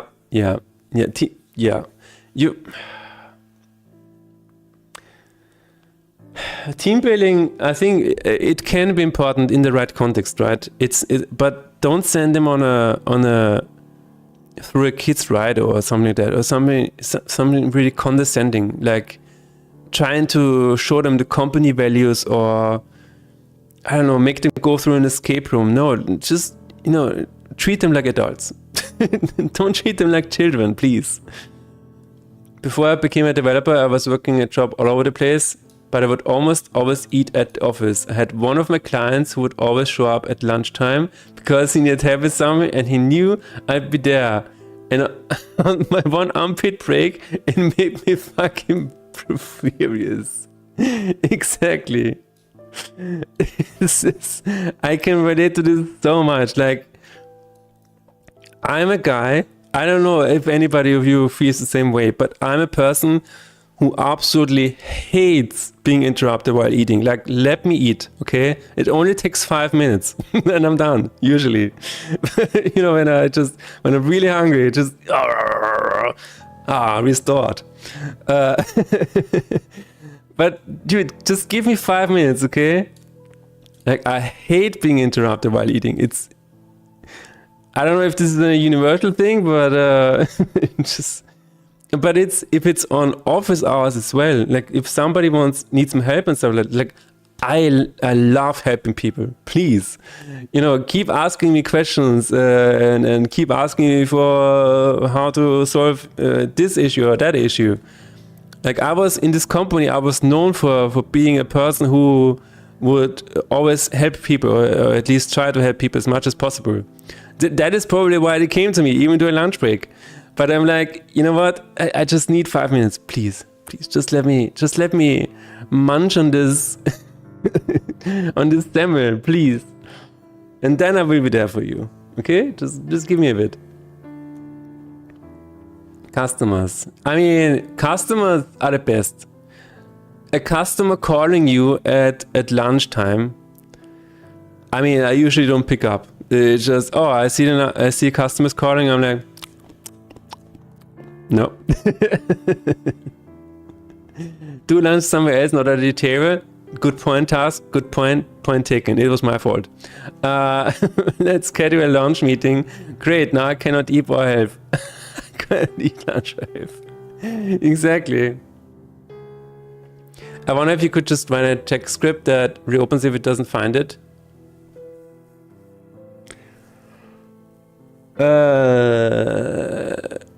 Which one are you talking about? Dragon. I'm back. A colleague that quit came into office and I had to chit chat. Oh my god. You're gaming conventions. Yeah. Oh, that's what you mean. Yeah. I mean, I'm sure there is some way to prevent the game from being quit at all. But I mean, the button should just not be there, or it should just do something different. It should just, you know, put you back on the title screen. There was a really funny moment though. Somebody closed the game at the convention, and I don't know, for some reason there was. Do you still have this open? There it is. Okay. So somebody closed the game again, and it closed to desktop, but the file explorer was still open with the Excel file highlighted. And for some reason, like a small kid in a complete costume, he just went up to the PC and he opened the Excel and then ran away. And I was like, what is that now? Is that my guardian angel? What is going on now? Is he the guy who checks if the game is still running? What is going on here? It was so funny. I was like, what? He's doing my work now? What is going on here? Unpaid child labor? What? Oh my god. But this is why I love events like this. Like the chaos sometimes is incredible. I think for me it was made worse because this specific client was kind of a big deal, at least in his head, and that just made it even more infuriating because you were just expected to drop everything for His Majesty. Oh my god, yeah. I don't understand these people. Like, dude, it's lunchtime. You know, people need to eat. Like, it's legally required for people to take breaks. I mean, in some countries, not in all countries.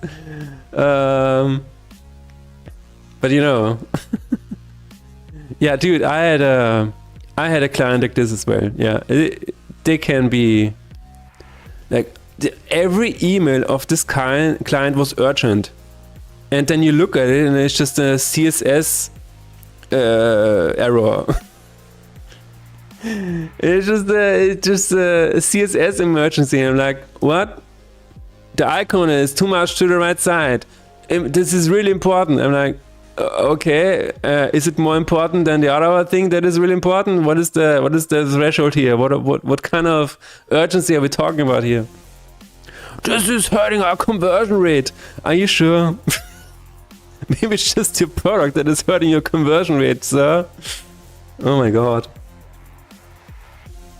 You wanted to find out what's inside the JSON files? No. No. What is the... No, not my JSON files. Hello Coding Gree, how's it going? I'm doing really well. I was at a convention this weekend. I was sick during the convention. I'm still a little sick, but I'm having a lot of fun. I had a lot of fun during the event. There were so many nerds around, so many awesome cosplayers. It was really, really fun. It was really fun. I even met Darth Maul. Can you imagine meeting Darth Maul? And I asked Darth Maul, you know, he had a sword. He had his sword, you know, both ends red. And I asked him, can you do it? Can you do it? And he was like, I can. And then he was like, whoa! He did it like this. And I'm like, oh, that's really cool. And then he said, yeah, you know, just a little bit. If you're Darth Maul, you better know how to swing your sword, guys. Who do you call a nerd? Nerd. No, this was a loving pronunciation of the name. Yes, I am also a nerd. This is why I was among nerds. A nerd among nerds. I love it. I know this is something no one else did for 3 years. We need to fix it immediately. Yeah. Oh, dude. Dragon, don't get me started. This is... Oh my god. Every time you release something, like an update or whatever, then people are like, well, now this is broken. And then you look at it and you're like, this has been broken for 5 years. But yeah, now you notice it. And now you think it's because of this change. And now I look like a dumbass. Thank you.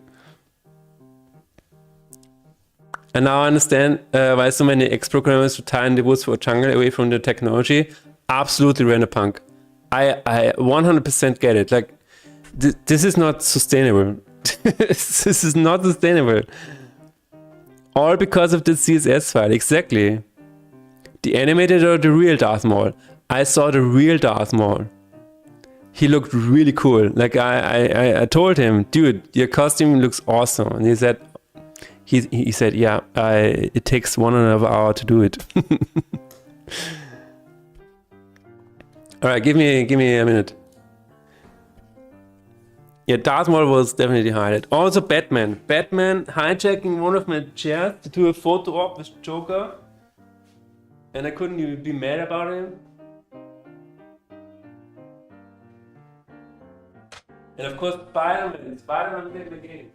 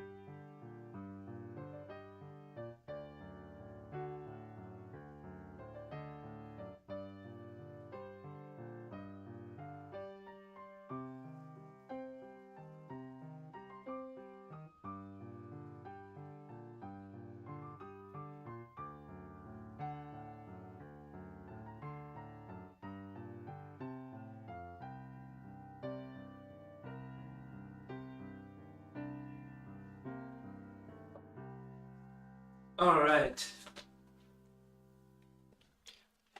Gonna get back into concentration mode. Got 2 hours to my teabag magic and save the world a little bit. All right. See you in a bit, teabag. Thank you for sharing your magic in the chat. Okay, let's see what else we can do to save the beta of this game. You know,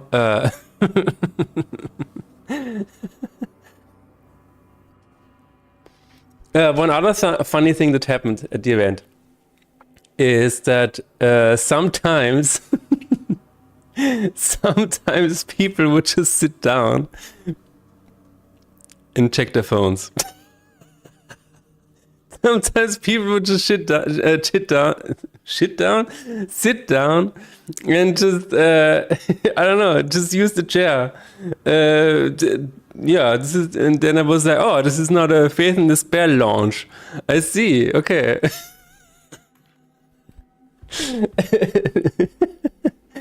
I splash my magic all over you guys. Teabag. I don't know how to thank you, I guess. it's like, excuse me, I'm pooping here. No, not in front of my game, please. How many times have you asked the person over the phone if the problem is X and they say no? And when you finally physically go to the computer, it was X the whole time. Yeah, that can happen a lot of the times, Dragon. We still need to come up with something we can attribute to Teabag.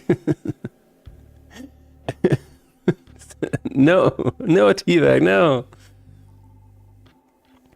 Oh, a free chair, don't mind me resting my legs. Exactly, yeah. It's, I don't know, it's just...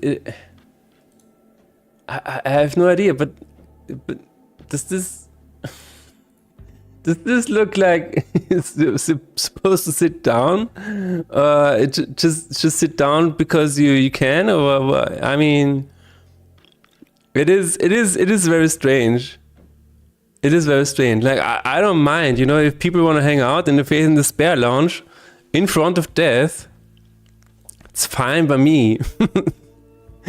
But again, I mean, the best situation was when Batman came along and he just ripped this chair to the side and then just put somebody on top of it with their feet, with their shoes, and made a whole photo shooting out of it. That was, I think, the best part of the entire event. And I couldn't even be mad because, you know, it's Batman. You would just sit there, I would just use the other chair to rest my feet on. See? I mean, yeah, it looks very comfy. I think we're introducing this my Arnie voice. There you go. Okay. Maybe they wanted to pray, but had to Google how to do it.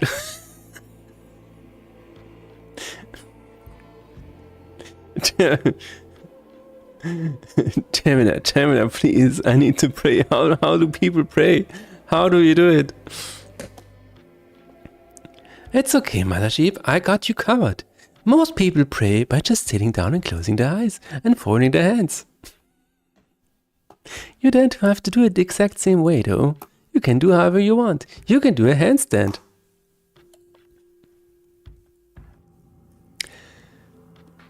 Yesterday was the game dev meetup, right? Speaking of praying. Yesterday, game dev meetup. I talked to a lot of people. All you know, friends there, very cool people there. And then I went home.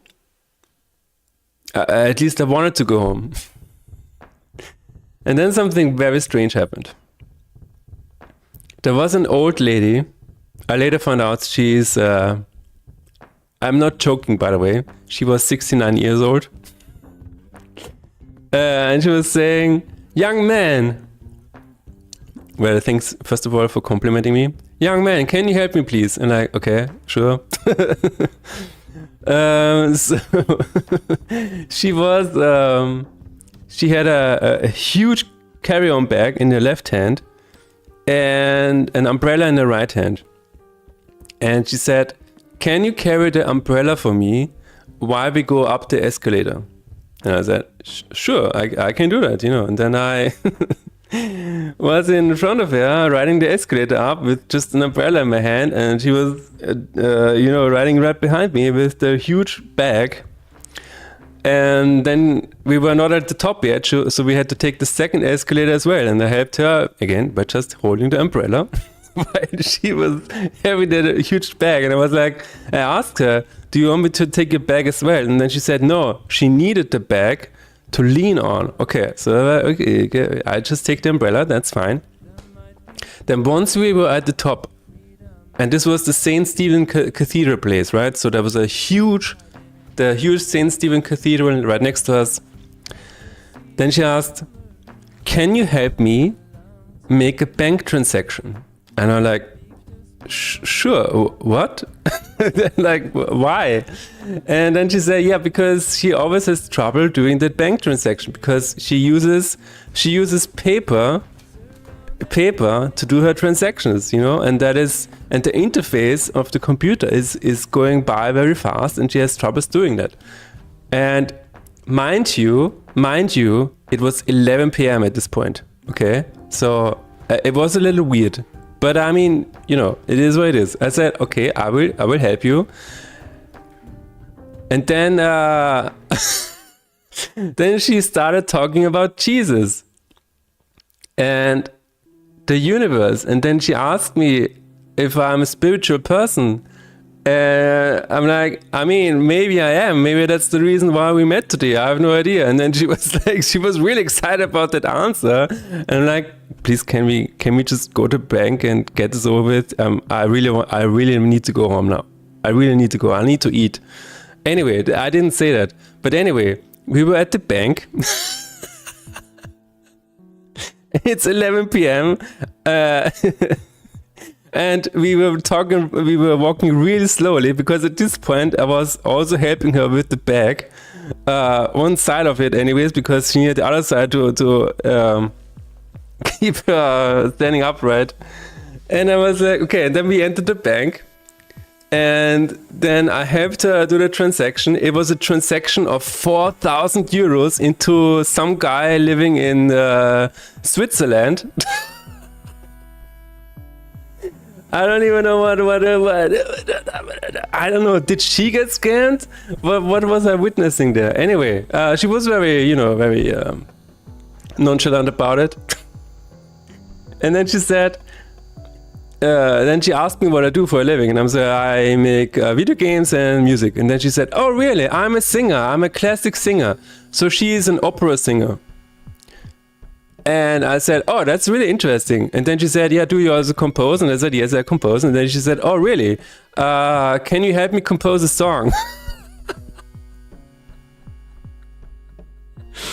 I'm like, what? What is going on? What is going on? I was just trying to have somebody hold the umbrella, and here we are at a bank making a transaction to Switzerland for 4,000 euros. And then she tells me she's a classical singer. And her husband died 14 years ago, and now she wants to make a collab with me. And I'm like, what? By the way, my name is Karen. I was like, oh, cool, yeah. My name is Philip. Karen, not Karen. Okay, there's a distinction here. Karen with an I, not with an E. Karen, no, we don't talk to Karens. Anyways, I helped her make this transaction, make sure that she gets her card back. And then we walk outside. And then she asks me a question. You're the son she never had? Just tell me your mother works every time? No. Okay. Think about 4K in cash for a song? Yeah, maybe. Why is Vienna so full of weird characters? I have no idea. So now your game is gonna have 32 tracks with opera singing. Yes, exactly. The whole time you are viewing this bank camera footage in court when she's giving you requests you to do the transaction.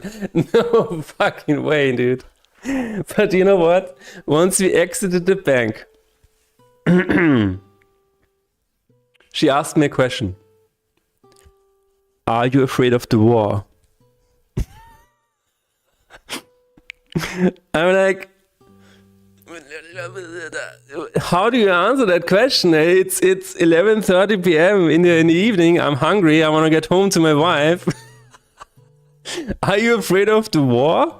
First we had Jesus. We were talking about spirituality, and then I'm afraid are you afraid of the war? I'm like, I said, I mean, certainly one has to be afraid of a war coming, right? If it's on your doorstep or whatever. But until then, until it actually involves me or whatever, I try to, help people or improve people's lives. That is what I can do. Like I focus on things that I can control. And then she asked me, oh my God, this is insane. Now just thinking about it, what even happened? Then she asked me if I'm vaccinated. She asked me because back when COVID broke out, she just prayed, and she internally said that this is not true, and so she never got COVID. And I'm like, okay, I need to go home. I didn't say that, but internally was like, I need to go fucking home. I have to go home. This is at a point where I'm like, okay, that's enough. I have had as much as I could possibly stomach, but this is where we part. And I said, you know what? I have to go. And she said, yeah, it's okay. You've helped me, and greetings to your wife. And I was like, goodbye. And that's the end of that story. Oh my God. And when I arrived home, my wife was like, do you think she had dementia? I'm like, hopefully not. And my wife said, do you think she got scammed to send 4,000 euros to somebody in Switzerland? I'm like, I have no idea. I don't know what was going on. But yeah. Also, do you know what was in her bag? I asked her, did she just return from, traveling to another country? No. She came home from collecting all of her clothes from I don't know what the word is in English. From a Schneider. From a tailor, right. I don't know what was happening, dude. I don't know what I was part of here. I don't know what happened. But I needed to tell you guys, and now you know. Not the word, the war. Ah, okay, so he will inherit the umbrella. In 20 years, you're going to be notified that you were in her will. Oh my God. Probably. But sad how often old people have this huge urge to talk about everything to everyone. Yes, I know, Ludwig. That is... I thought about this the entire interaction. I was like, okay, she probably... her husband died 14 years ago. Probably doesn't have a lot of people talking to her and stuff like that. So yeah, I entertained the interaction for as long as I could. But as soon as it got into specific topics, I was like, you know what? You failed the 5 CIA secret prompts, and she is now convinced you're not an agent. Ah, okay. That is what went on. I will pray for this woman tonight. Please do. You didn't have time to talk with me at the end of the meetup, but you did a whole... Exactly. Jackneck. This is so weird. I wanted to go home, right? I really wanted to go home. I even cut off my friends at the meetup. I was like, guys, I really need to go home. I'm tired, I'm hungry, I'm sick. And then this side quest appeared. And I'm like, all the fucking time while I'm helping... carrying this bag and inputting the stuff on the screen, I'm like, this is what I cut off my friends for. I felt so bad. I'm like, why? I could have kept talking for another hour at least. But yeah, it is what it is. I came across some characters in Amsterdam during COVID too. Man, that probably must have been a weird experience too. Who did the transaction? Maybe you got scammed because now you are on the Überwachungskammer of the bank making a 4K transaction in her name and the police is looking for you. Oh no.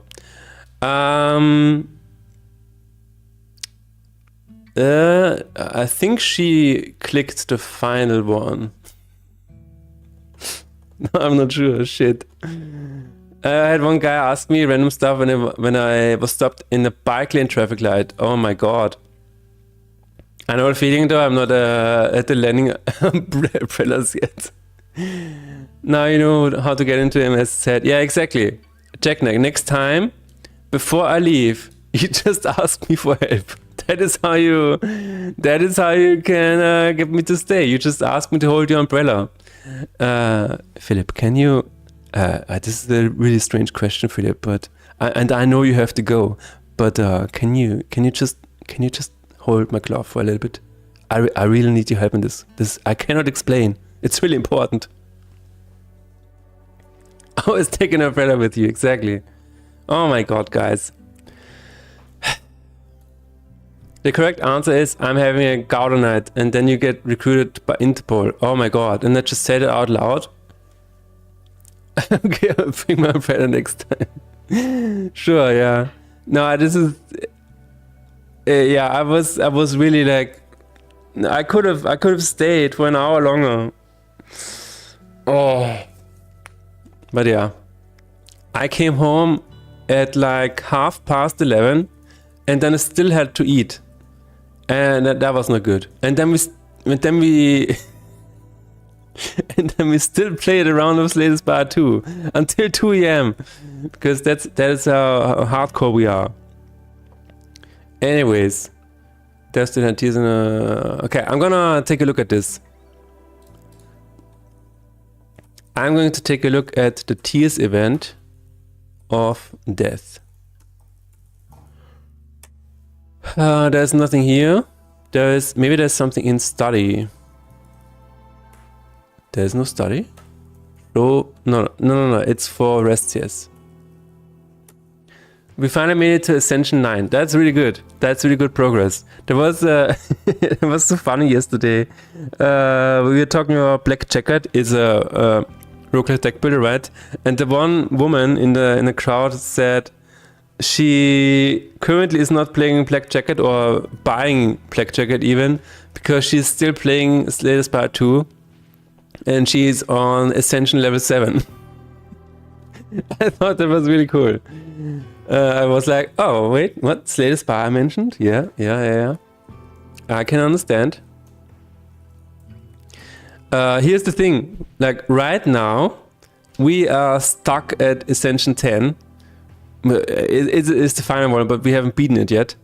We have almost beaten it twice, with the final boss being at like 1/3 of the health pool.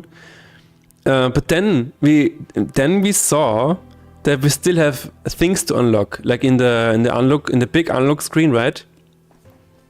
So, and there was one. There are 3 of them where you have to beat Ascension 1 with 3 characters.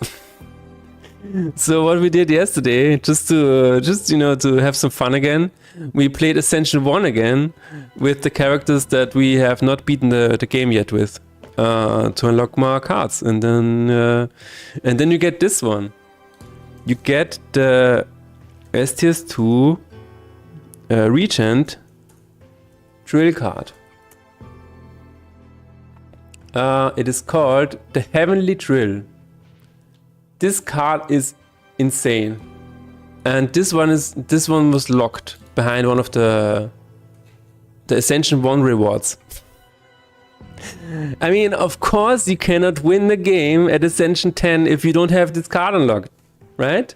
You need this card to win Ascension 10. Otherwise it's not possible. So now that we have this card unlocked, it is finally time to beat Ascension 10. It's finally time, guys. But just make sure that you beat Ascension 1 with all of the characters, because then you get these cards and the best relics. That only counts when you actually play Ascension 1. I think... No. I'm gonna head out. Have a good one, guys. Okay, Mate Trappy, thank you very much for hanging around and sticking through the Slay the Spire 2 talk.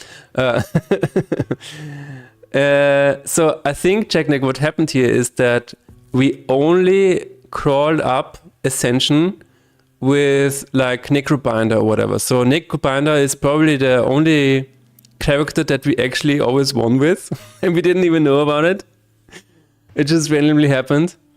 And so I think it works retroactively. Like even if you win like with Ironclad in Ascension 4, you still unlock the Ascension 1 rewards. I think that's what is happening.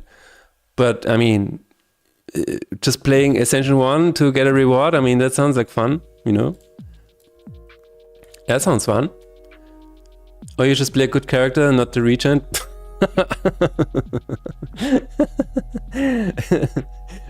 Yes. Although I'm in a similar boat. I'm like, how do you get this working? But yesterday I had a regent build that was so good. That was really good.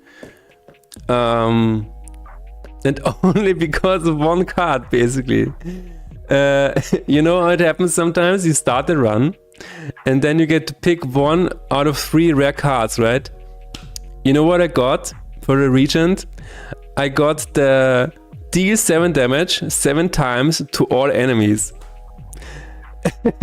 It costs 7 stars to play, and I think 1 regular energy. But I got this card. I'm like, okay, this is it. We're going to win. And this is exactly what happened. I just, filled my deck with stars and some block and stuff like that. And then I got a power that says every time you spend stars, deal 3 damage to all enemies. And I got this power twice. So every time I played this one card, it dealt 7 damage 7 times to all enemies, plus 3 damage 7 times to all enemies, times 2. So yeah. And then I got another one where it says every time you spend, was it spend or gain? Every time you gain, I think you get block or something like that. So yeah, that was a stupid one. He's just strong. I just don't like him. Here's the thing, Technic. I didn't like Ironclad, and then until I noticed, you know what? If I tell myself I like Ironclad, the character is suddenly good. That's how it works. I hated Ironclad until I brainwashed myself, and I'm like, you know what? Actually, Ironclad is the best character in the game. And you know what happened? I started winning with Ironclad.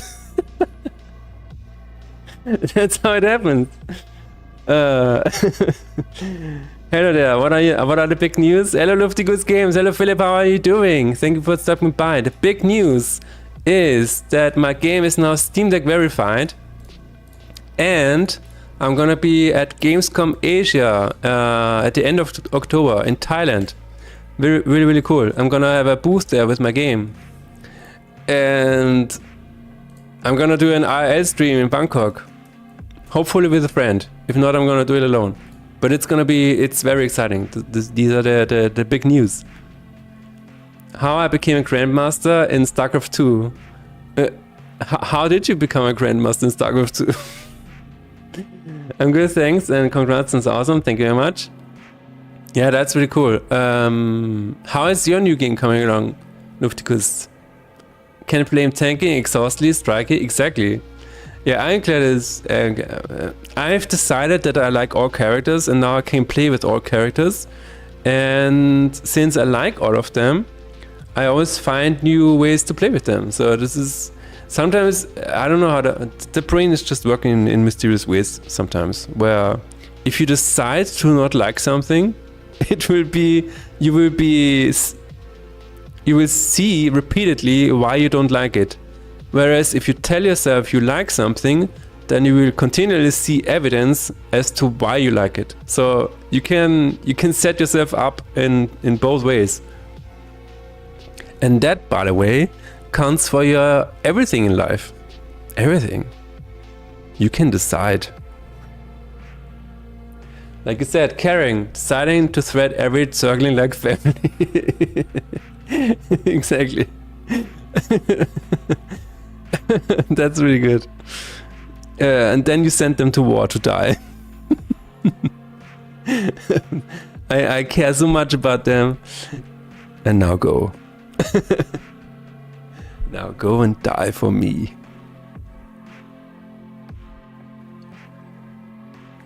Like real family.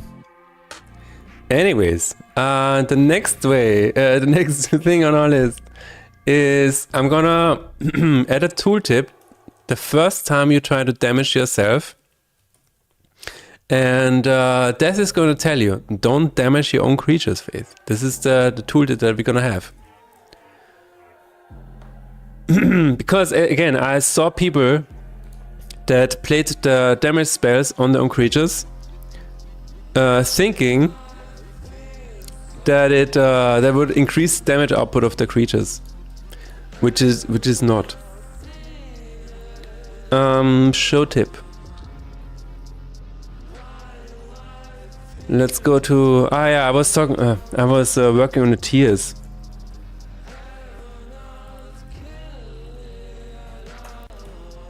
The tiers are shown. Where are the tiers shown? Tier, cry, tier. I don't. How does Death cry, everybody? Does anybody know? How does one make Death cry? How did I make this? Oh, I know. Wait. I think it's just called Tears. Cutscene Master? No. What about Death? Isn't Death somewhere in here? Player health, page nature cycle, materia, map node, kills display, enemy lane, this dice value creates line connections, card slot. No, that's not it. Despair Rain. No, Despair Rain is just for all of the. Oh, there it is. Death Cry. There it is. Death Cry. Is it actually called Death Cry somewhere? Death Cry. It is in the cutscene master. Okay. Hide Death Cry. Hide Death Cry. Alle Verweise suchen. I think we just need to call this in front of Hide Death. Hide Death Cry. Okay, I'm confused because that means Alle Verweise suchen. If is close to full despair. Player despair. Are you saying that player despair is not reset? Is that true? Okay, let's test it out. Let's test it out, guys. We're gonna get close to despair until Death cries. And then we're gonna just go back to the title. And we're gonna start again.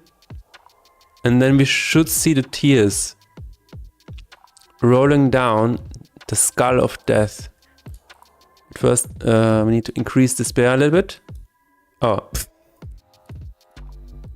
I think, wait. I think we need to change the save state for this to happen. Save state.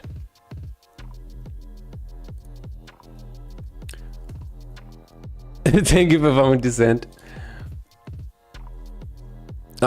What? Wait. Plugin JSON format. Add fang, there we go. Player despair is very close to full, which means we should now be able to. Yeah, there we go. Death is crying because of your actions. If we go outside now. Wait a minute, hide. Death is not here anymore, is it? Is Death here in the room with us?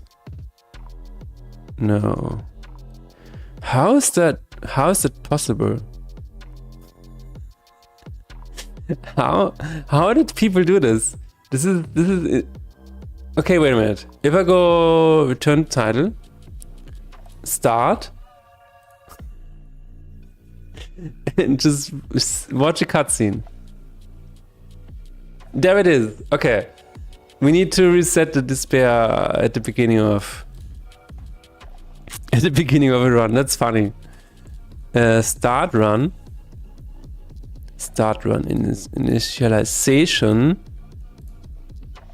Init game state. In run. Our topic today is Scumball Flödeboller has shrunk dramatically in size, and my childhood had an issue with it. What is that? Yeah, I need to Google that. I'm so sorry. I'm not sorry. Why am I sorry? Oh, what? No fucking way. Dude. No. No. Do you know what they are called here in Austria? Oh my god. They are called Schwedenbomben.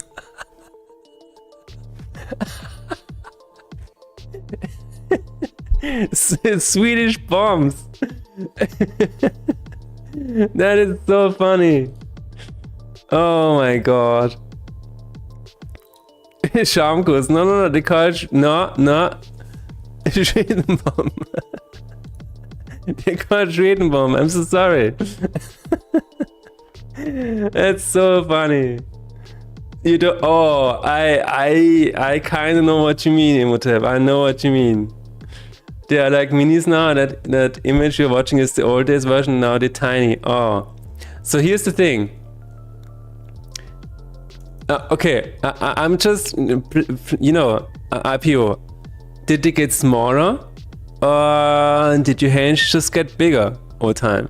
I'm seriously asking. That might also contribute. But on the other hand, what are we doing? Both. Okay. But I mean, the other thing that is probably happening is shrinkflation. Let's be honest, right? Because like all of the products, they're shrinking their products, but selling them for the same price. This is like, it's happening everywhere. It's crazy. Like if you look at the Snickers bar now, dude, I think they used to be like 35% bigger, right? Or just the Twix or whatever. Like everything used to be bigger, but now it's smaller and it's sold for the same price.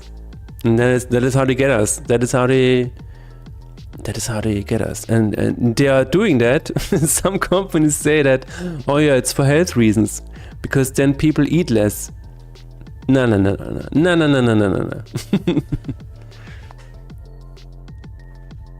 No, Tarek, we're talking about Schwedenbomben. Oh, that's so funny. It's foam with a thin coat of it. They can remove meat, but don't mess with my scumball. Exactly.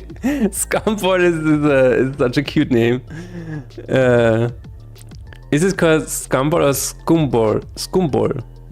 Vermutlich. We up our profits for health reasons. Exactly, Imhotep. Exactly.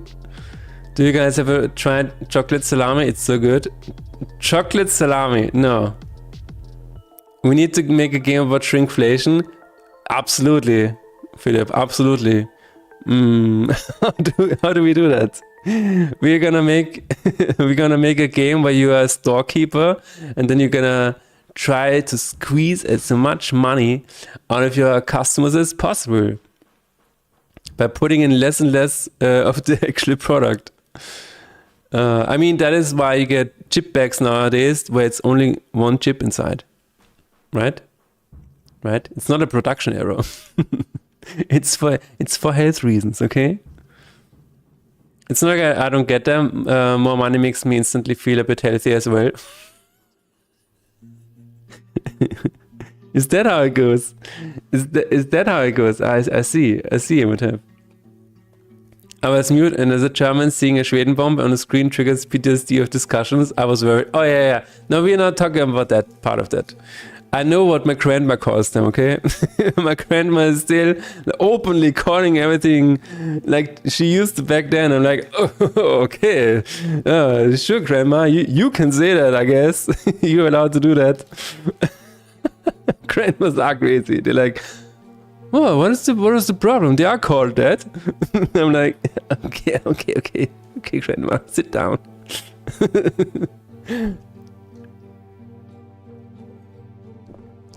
Grandmas are built different, dude. My grandma, she was pregnant, for 3 kids. Like I don't know how long a pregnancy takes. I think 3 years, right? And all the while she was pregnant, she also helped build the house they're living in. So she was, I don't know, hauling bricks and mixing the concrete and everything while carrying a human child inside of her body and also outside of her body. Like having one here, having one in here, doing all of the work. Dude, grandmas were built different. I have a huge respect for grandmas. It's crazy. Like I'm just sitting here and I'm like almost dying, right? Oh my god, my water is not warm sometimes. And then you have grandmas be like, oh, we never had warm water. What are you talking about? We never even had electricity. Intercept supply chains and make sure they use sawdust in all parts of the process. Nice. Yeah, that is that's how you do it. We always called them that. Yeah, our generation really is weak. I'm just in time for a beautiful story. Hello, Manaship. Hello, dear chat. Hello, Nixonali. How are you doing? You indeed arrived at a beautiful time where we almost talked about a very different topic in terms of Schwedenbomben. This generation has not only seen but felt one, so I guess they have the right to be different. Yeah, I guess. Talking about having a right to be different is a little strange. Why did you send this to me, Taskless Jara? Why did you send a crying death to me? What is happening? The spray. Oh, this is the spray that happened earlier. Oh, okay. I get it.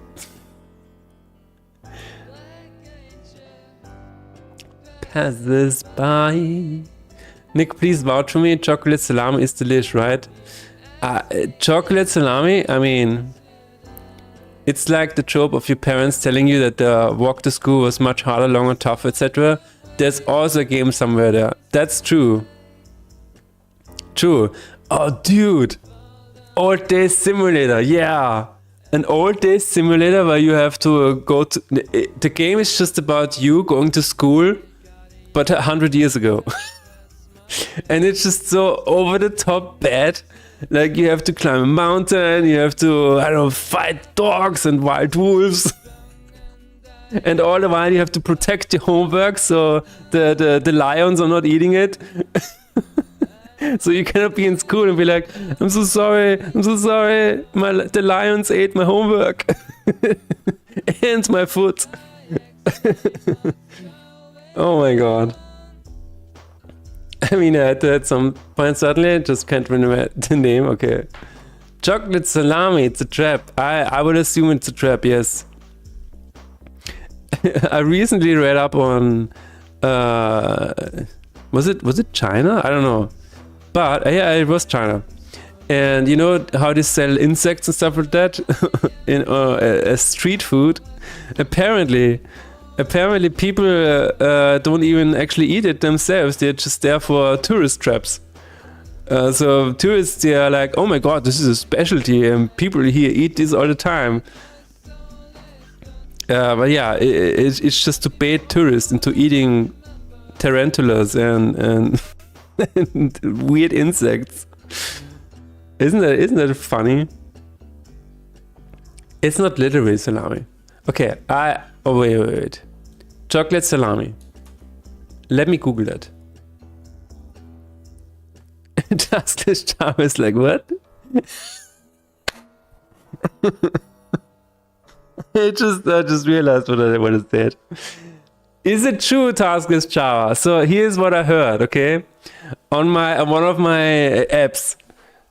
So there are like the street food in some parts of China. They sell a lot of like, you know, baked insects like tarantulas and like I don't know, scorpions, spiders, crickets and stuff like that. Like, you know, insects, you know. But sometimes, and you can correct me if I'm wrong. But this is what I read. Sometimes, like people living there don't even eat that. They're just putting it there to bait tourists, because for tourists this is like an attraction, right? For tourists this is like, oh my god, people eat that here, I'm gonna try it myself. So they're kind of baiting tourists to eat the insects, even though they don't eat it themselves. I don't know. Me as a guy who created Half-Baked, this is very funny to me. This is very funny to me. Like I'm gonna put out like really bad insects and be like, oh, this is a specialty here. Are you here for an adventure, sir tourist? It's a sea treat that is styled as a salami. Ah, I see. The best chocolate salami. Oh, this is basically just, yeah, it's like everything is sweet and chocolate or whatever. It just looks like a salami, right? I mean, that looks really good. Schokoladensalami. If that is like chocolate and nuts and stuff like that, I mean, I would try it. That sounds good. Have you heard of the dyslexic rapper Chocolate Somali? No. I have not heard about Chocolate Somali. Did he win a Grammy recently? What happened?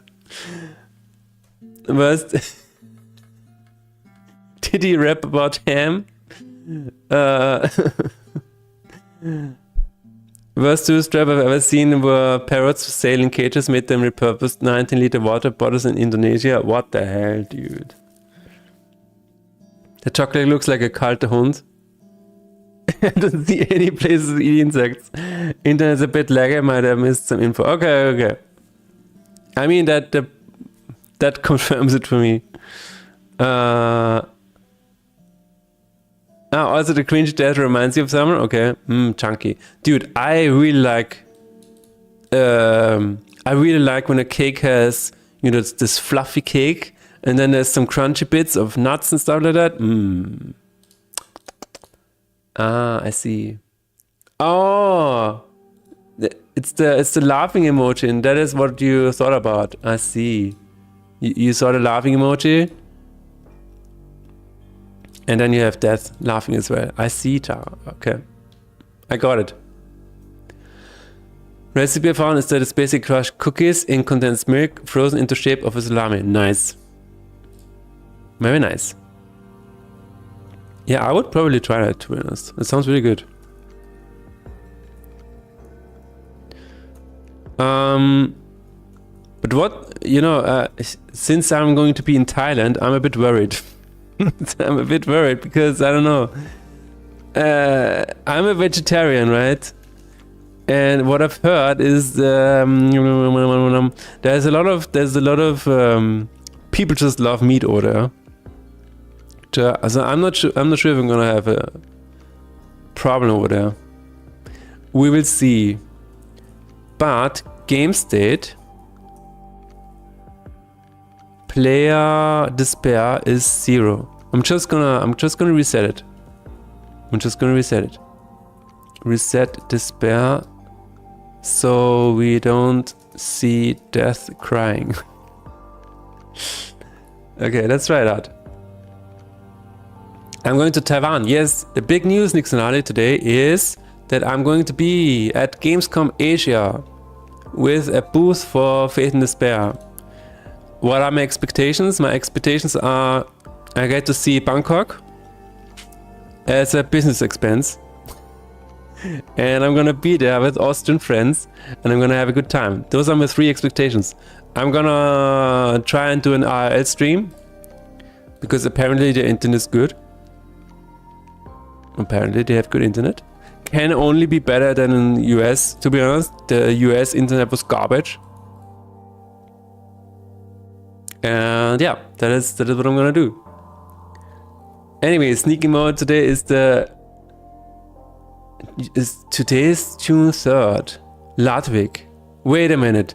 Are you saying Ludwig, is it true? Is it true that today is the release of your album? No way. No way. Is it true?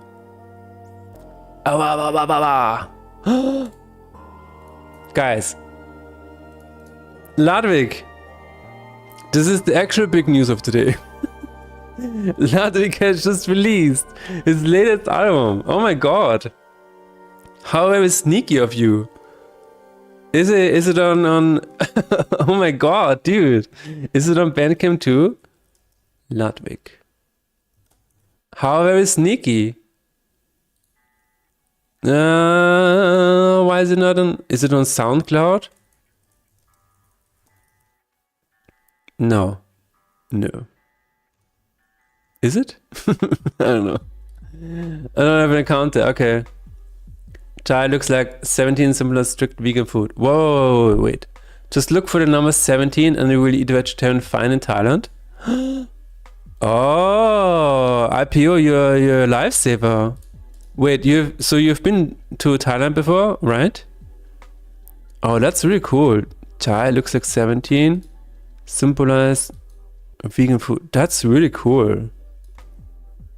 That is really nice information, dude. My mom has tons of Thai friends. Don't ask. I will not ask. Oh, that's cool. Ah, there's even a 17. Yeah, dude. See? Finding vegan food in Thailand is easier thanks to the J symbol. J. Look for the bright yellow flags, the red Thai character. No idea how to pronounce that. But it looks like a number 17. If you see this flag on the store, that means it is vegan-friendly food available. And if you see it on the product, that means the product is vegan-friendly. Dude, that is crazy. I mean, gotta go busy with something else. Have a good day, fellas. Thank you very much for stopping by, Taskers. Always good to see you. 再见. It's some Buddhist something. Okay. Oh, that's cool. That is really good information, man. Thank you so much. That will help me a lot. Like, I'm not vegan, but you know, I mean, if you eat vegan food, then you can be like 100% sure that it's vegetarian friendly too. That's really good to know. Would you say Bandcamp and SoundCloud would be helpful? Yes, because I know that some people don't have a Spotify account. So, and for them it's a bit harder to listen to. But, you know, it's... Went for lunch, came back with board game, financial responsibility 101. What? Yeah, I personally really like Bandcamp. Let's be honest. I personally really like Bandcamp. It's like one of the remaining places where it feels like a safe haven for music, if that makes sense. Like SoundCloud is second after Bandcamp, I would say. I still like SoundCloud a lot as well, but Bandcamp is like this. Bandcamp is the future, but it lacks features. That sums it up. Wait, is that an actual board game? Or are you trolling? Financial responsibility 101. What is going on here? Oh, what is going on, guys? Financial responsibility 101. It's an exciting time in your life. Leaving home, going to college, becoming an adult, and being treated like one. What is happening? Set a budget and stick with it.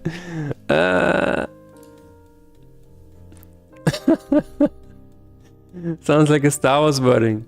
Bandcamp is the way. This is the way. Yeah. Sushi Go? Ah, yeah, okay. It's a game name. Okay. Sushi Go. Sushi Go. Let's take a look. Game Rights, Sushi Go. Kartenspiel für 2 bis 4 Spieler. Okay. Financially responsible means I'm super financially responsible. I get it now. Okay. Super fast sushi card game. Oh, it's on Indiegogo. It was on Indiegogo. Give me that. Give me that link. It's a good party game. Played it a lot. Nice. This video is private. Well, why? But why? Right now, super fast. Oh, there it is. Sushi Go preview with Tom Base. Getting over it with Ben Fuddy.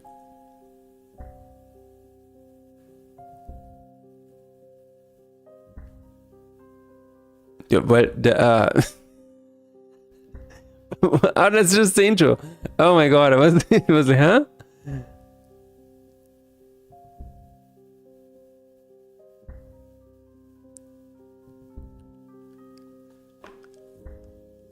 Three rounds. Tell me about financial responsibility. About a mixer and then also a blender that can also do a mixer job. There's sort out purchase on my part. I mean, yes, that's an old game by now. You should be able to get it in any good game store now. Oh, I didn't know that. I didn't know that. So how do you play it?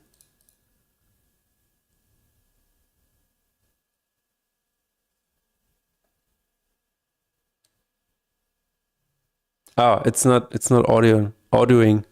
Anyways, I'm gonna look at it later. I've seen these cards before. Wow, from when is that Dice Tower really? I have no idea. You've seen these cards before. We're going to try it out again, guys. We have high despair, so death is crying at our financial responsibility. And we're gonna return to title and start a new run, and we should not see death crying anymore. He's still crying. Oh. Oh. Oh. Wait a minute. So, start a run. Start run. That does actually start a run. Okay. It is in the start screen. So, run creator. One of the Roman emperors was called Run Creatore. You even have it on the shelf? Oh. Also just released a new card game, by the way. Did you see it? I think it's called Mood Swings. No, I did not see it. Do you mind linking that? He's crying, he's really disappointed in the financial decisions all the way throughout the game, yes. Start run. Run start routine. What? Show cutscene. Okay, I'm gonna just put it here. This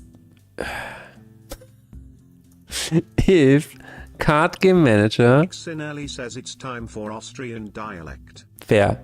Also, wenn es einen Game State gibt, genau, wenn es einen gibt, dann sagen wir, setzen wir das auf 0. Ich glaube, das ist okay. Mood Swings. Link öffnen.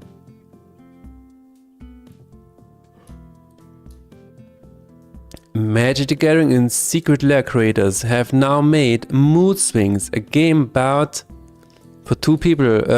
Comes with 45 randomized cards and possible. Okay. Read more.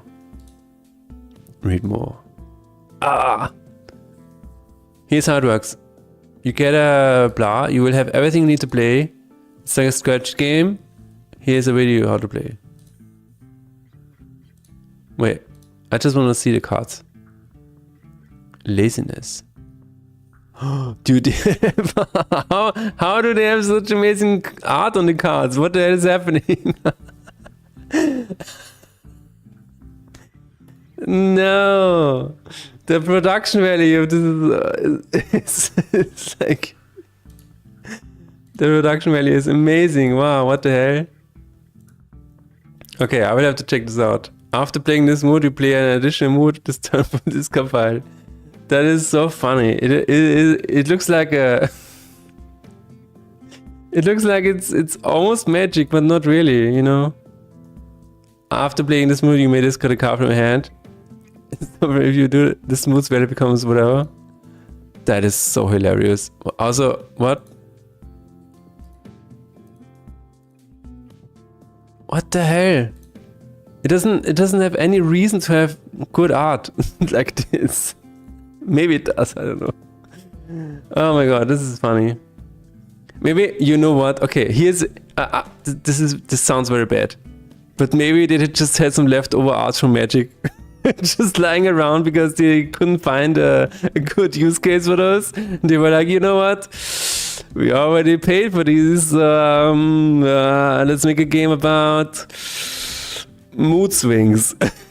Put that in there. This sounds really bad, by the way. This did not happen. I think they just stole the art from MTG. Okay. It looks very fancy, yes. Emergency in the office. The coffee machine broke down. Oh my god, teabag. Oh my god, call the coffee police. I think you need to hit on the net. It's actually assistant artwork that they reduced to this black and white sketch style. Okay, okay. Hey me now, let's see what we have left. Exactly. Give him 1 second, guys.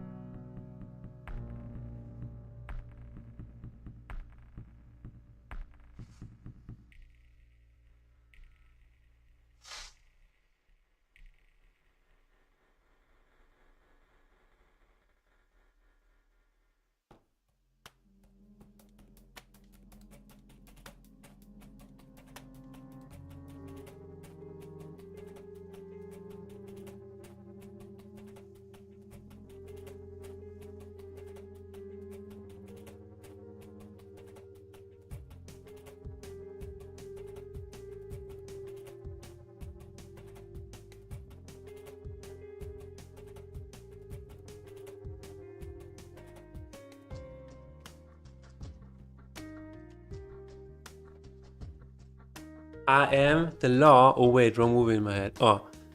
And the dog is humping the ball again. I'm going nuts.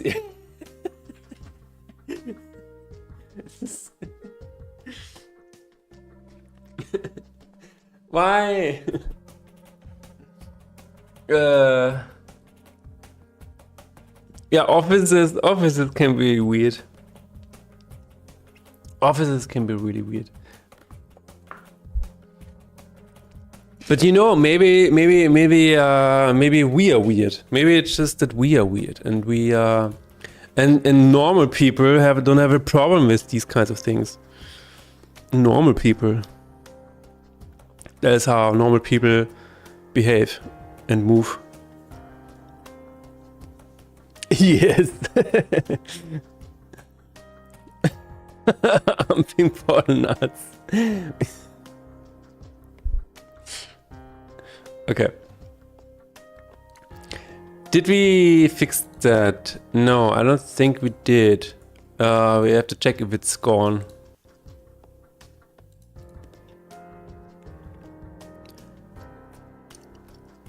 Sooner you accept your weird one, the faster it will start making sense. Exactly. Yeah. Well, you know, there might be a reason why people keep telling you throughout your entire life that you're weird. At some point, you have to face it and be like, oh, wait a minute. They're right. They're right. And then you know what? And then you can choose to embrace it. And then you have one. And then you have one. And then everything is yours. Everything that you ever wanted is yours. Okay, we have full despair. We have a crying death face. We're going to return to the screen of the titles. Start a new run. Death is not crying anymore. There you go. Fixed it. Fixed it.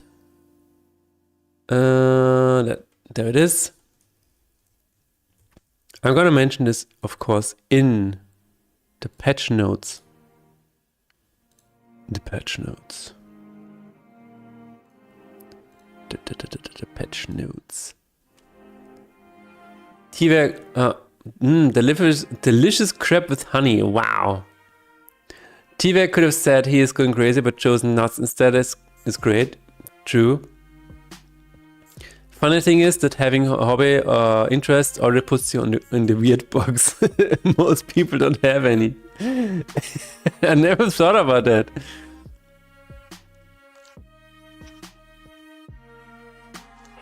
There are people who don't have hobbies. Why did I never think about that? There are actually people who don't have any hobbies. The changelog, Death is not crying anymore. Death is no longer crying in certain conditions. Let's make it completely vague. There are people who do not listen to music. Those are the weirdest ones. Interesting. I mean... Wow, that is completely breaking my brain right now. So I don't understand people not having hobbies. But what counts as a hobby? Like, okay, I imagine the most normal person right now. The most normal person out there has a 9-to-5 job. And then at home... what are you doing? I assume they're going out again. They go home and then they go out again to drink with the friends. Is that what a normal person is doing? I have no fucking idea. But this going out with friends to drink count as a hobby? Or not? That's the question. And watching TV, is watching TV counting as a hobby? Because what at what point does hobbyless behavior? I love that. That's really good. Hobbyless behavior.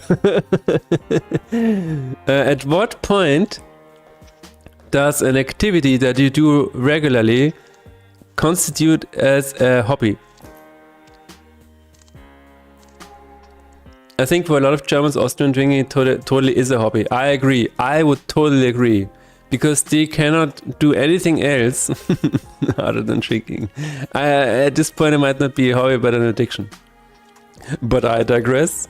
Anyway, I prefer making music than listening to music, but even if I listen to music, I usually make strange noises while listening to it.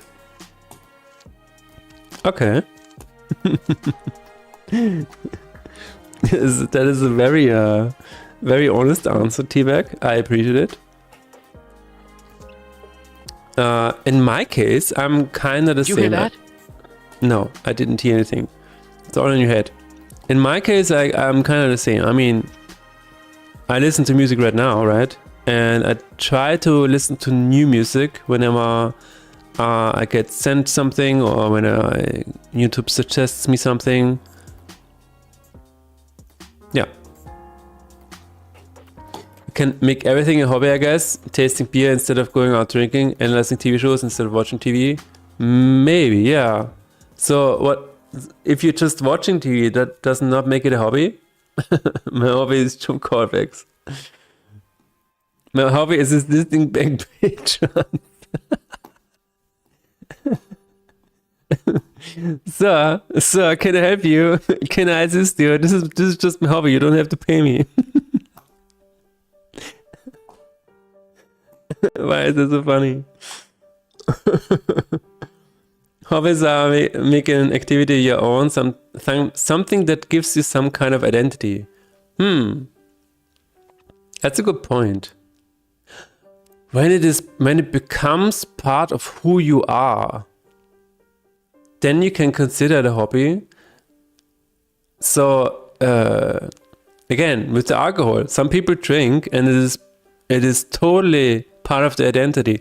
Some people are a man as a hobby because it's their identity. Like, I'm a man, so I have to drink alcohol, watch porn, be mean to women, grill a steak every weekend, watch football, catch fish. So, does it mean you're a man as a hobby? What does that mean? Yeah, being a man is my hobby. Suppress emotions. That makes it state fun indoctrination. Oh my god. My hobby is finding red beards on the internet and annoy them. Okay. Good luck to the next one, I guess. I was given a USB stick with the music at the meetup yesterday. What? Technic, what? That's funny. Yeah, that's really cool. My hobby is being someone else, or is it bipolar disorder? I no opinion about that. I carry spaces on my belt for extra umbrellas, for example, when it becomes your name. What? Plant trees. Being man is an activity. For some people it is, Luftikus. For some people, it is so ingrained in their identity to be a man, or what society thinks a man should be, that everything about them is being a man. Like, oh, I have to. Oh. I don't know. This is how they talk. I gave up being a man now. I'm a channelless energy being. I don't miss grilling steaks. I mean, you can still grill steaks, kind of theory. You don't have to be a man. That's the beauty of having a choice. When your hobby is fighting a depression, a war without reason. Fighting a depression is not a war without reason. Fighting depression is a war to regain yourself. From Pauli, he gave them to a bunch of people. Oh my god, I completely missed that. I completely missed everything because I helped an old grandma send 4,000 euros to somebody in Switzerland. Fuck me. I think you have my own red beard. Yeah, but a number for me. Oh my god, T-Bag. You're reading these out of order, so sorry. Okay. Oh. So yeah, in that case, I guess it's a hobby. Yeah, probably. How regular does something have to be a hobby? Exactly, that is my question. If I go hiking 3 times a year, is it a hobby? If I do it 30 times or only every 3 years, exactly. That, you know what? Now that I think about it, Jackneck, this is exactly what people get asked when they enter a company, right? So, what are your hobbies? And then they list swimming, reading books, hiking. Even the last time they did any of these was like years ago. You know, it's just the default hobbies that people can list. Usually what you read then. But what if you're fighting a depression in a fist fight? Oh, you're probably in Fight Club. I think that a hobby is an activity type with a creative energy flow or outlet. It can be a shared activity too, making a lot of things hobbies and not hobbies. Huh. Creative energy flow or outlet. Maybe that's it, yeah. But what if you go regularly to what if you regularly go to the gym or regularly go to play tennis? I think that counts as a hobby then, right? If you buy gear for that, but that counts as an outlet, I would say, right? I helped an old lady sending money to Switzerland, and all I got was the Schwedenbombe. I didn't even get a Schwedenbombe. I got nothing. I got her number. She said, because she is a singer and I'm a musician, she said, let's exchange numbers, because she was like, maybe we should collaborate at some point. So that's what I got. I got her number. Oh my god. Hello, Fanny. Fanny is stumbling upon a discussion about helping an old lady and what counts as a hobby. Oh my god. How are you doing, Fanny? No teabag. No, that's not a hobby. No, that is not a hobby. That is not good for you. Like paying your own rent on time. Big for grown-up hobbies. Oh my god, I do this every month, guys. Guess what? Guess what my hobby is? I do it every month. Paying my fucking rent. Is going to the toilet a hobby? I don't know. I wish I could punch my crippling depression. Oh my god. I press bread and eat air, built different, but not in a good way. Gym, surely a hobby, a routine, a fun occasion, right? Because I need art for my streaming indoor game for Picotron. Ah, you've been digital painting. Nice. That counts as a hobby, Conrad. I think a hobby is whatever the individual is considering as a hobby. Probably. I have a hobby cycle, like I do something intensely for 2 months and then forget about it for a year and do other hobbies and get back from intensely doing it for 3 months. Again. Yeah, it's just... If I still know the old lady, you should totally record her. Yeah, probably. Maybe we will. Even if she is a classical opera singer, Conrad. That is what she told me. I mean, that doesn't say anything about her actual ability, right? But, I mean, you're so deep into Web of obscure Machenschaften. I know, I'm a bit scared. I'm good. I skipped my hobby tonight. Usually I would go for karaoke on Wednesday nights, but I still have a small cough. Alright. Well, maybe you can do it next week again, Fanny. Hobby plus discipline equals career. There we go. Like at some point a hobby just stops being a hobby and maybe it becomes an obsession, right? Make a cool track focused on the lady singing. We will see. We told it later bug fixing session. My bug fixing obsession is what you mean. It's also crazy when you are on a dating app and people interests are like wine, reading and traveling. Like 90% of people seem to do that. Exactly. Yeah, this is the default hobby answer. Like, what hobbies do you have? I like writing entries into my friends' guest books. Next week for sure. That's the spirit, Fanny. Being in Tokyo, I've gravitated toward local friends who do karaoke. Okay. So how does a dragon hold the microphone? Is it like this? Is it like this?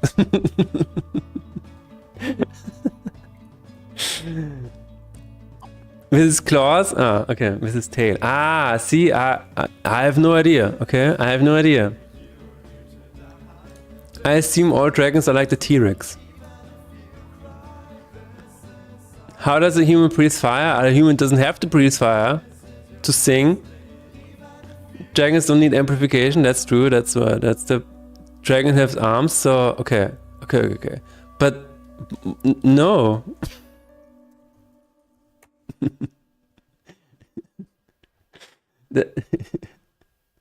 I don't... how does he... it's... I mean, how... I can kind of see it. But it's not, you know, I don't fully see it working. Like if the microphone is here, he can probably record whatever comes out of his ass, but it doesn't. Maybe, you know, since I only know this dragon, maybe I need to update my education on dragons.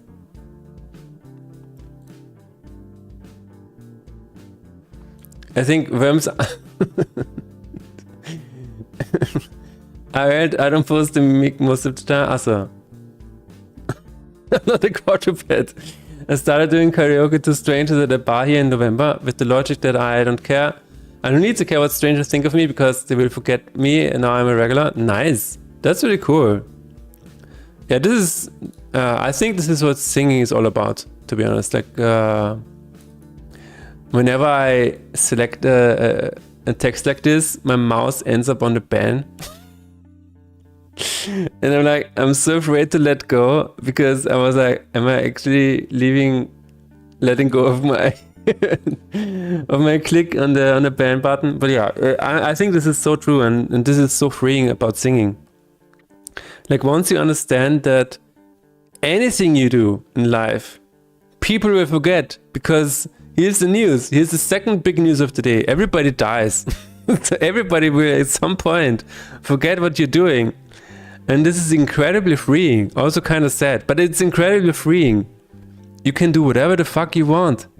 You can go outside and just sing everywhere if you want. I mean, you might get beaten up if you're in the wrong district, but you can try. You can exercise your freedom. You might get beaten up depending on the lyrics, but the most important thing is everyone is in their own bubble. They really don't care about your singing 24 hours later. Exactly.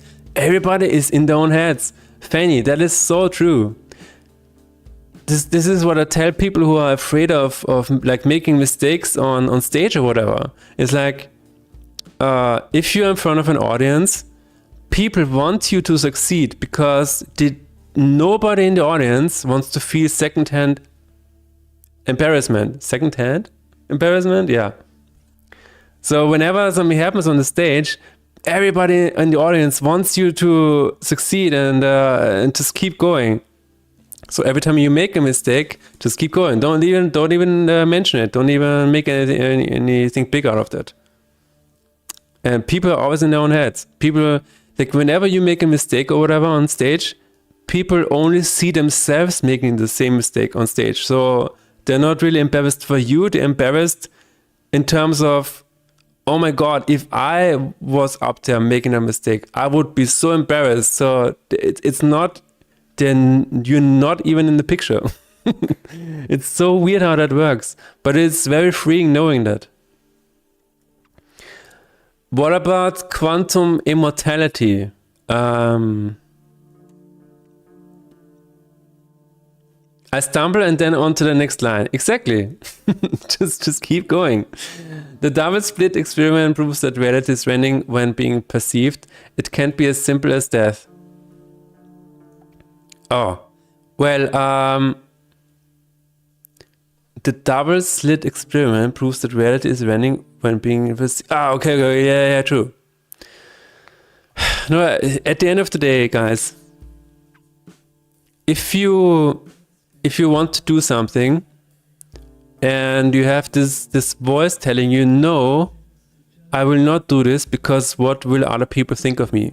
The truth is, people will not think about you at all. people will not think about you at all. You can just do whatever the fuck you want. It is crazy how that works. And you know what? Sometimes, like, even if you go outside having like a really crazy costume or whatever, some people will laugh at you, but that is just their own upbringing, because people probably laughed at them when they tried something similar in the past.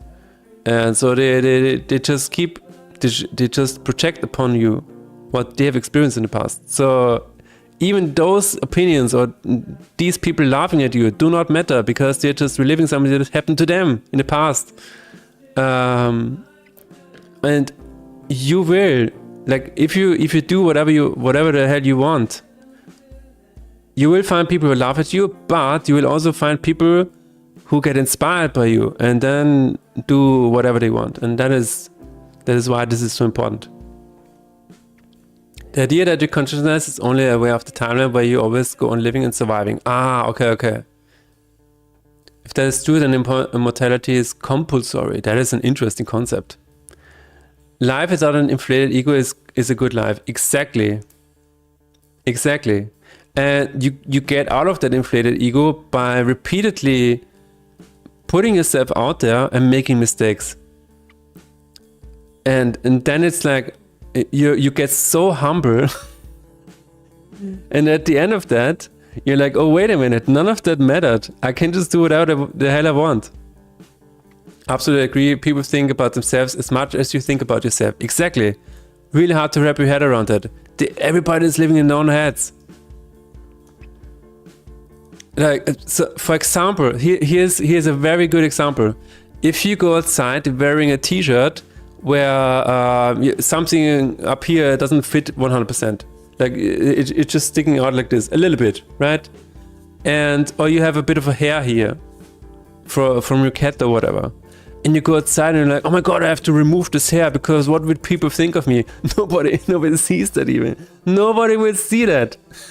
Nobody will look at you and be like, you have a hair on your shoulder? What the hell? No, nobody will even recognize that because everybody's in their own heads.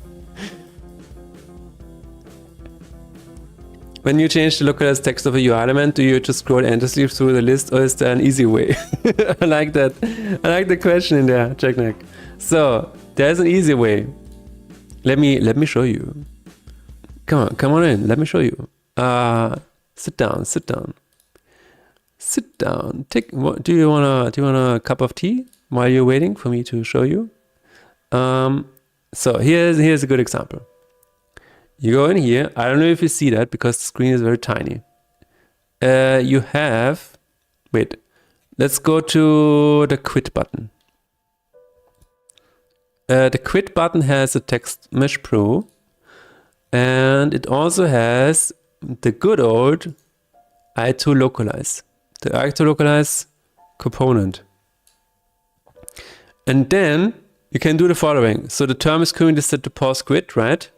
You can click on this little arrow here, and I know it's very small on screen, so I hope you can see it.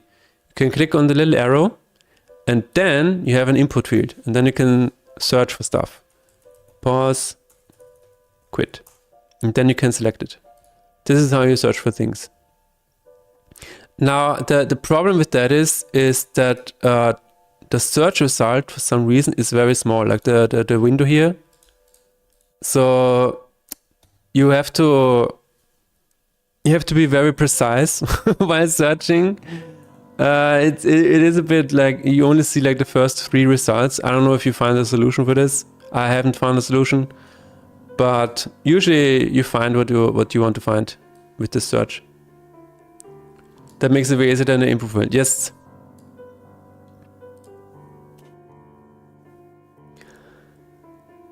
Then why do they always point out the hair I keep there? Well, in corner theory, then it's probably because it is a radioactive hair and it is very dangerous.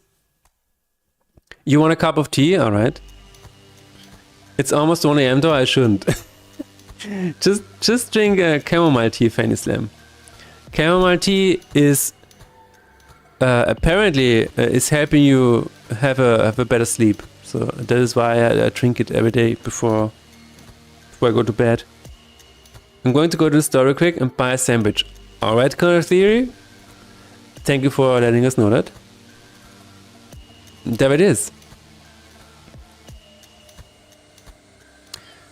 I'm going to, so since death is no longer crying, I'm going to take a look at the list and see if there's anything else that is easy. Okay, the cutscenes. There's one thing in the cutscenes that a friend of mine mentioned, where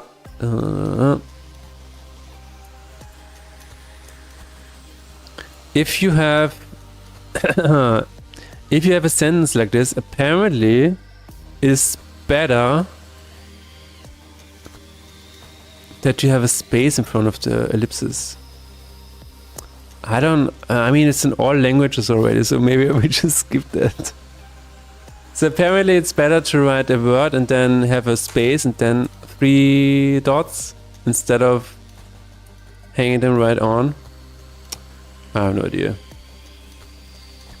Tomorrow a parcel my friend sent me should arrive.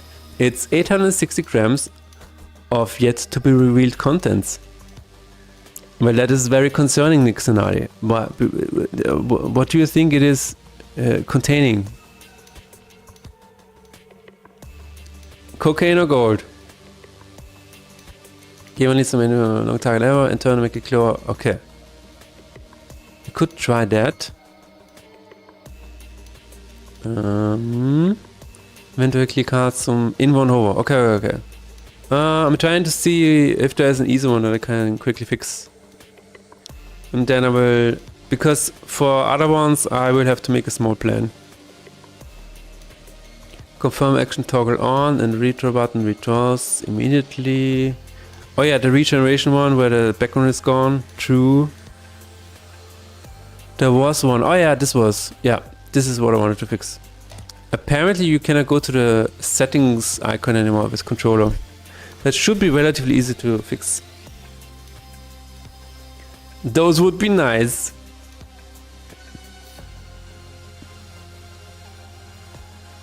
Those would be nice indeed. No, my friend wouldn't send me something like that. Why not? Poor friends. Should have friended only cast 8. Oh my god. Have you played Black Jacket from Epumi yet? I have. I've played the beta version, so I was part of the testers. So yeah, I've played it a lot. Did I buy the full game? No, I got a key. I got a key for being a beta tester.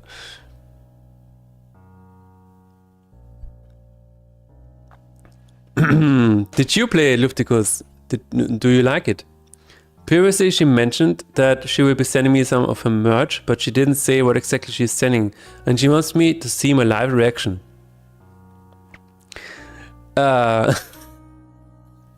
So I suppose it is something that's gonna jump into your face when you open it. It keeps going. Oh my god. So apparently you can no longer go to the button here with controller. This is what RenderPunk has reported, and indeed it is true. Indeed it is true. We're going to fix that by having an override.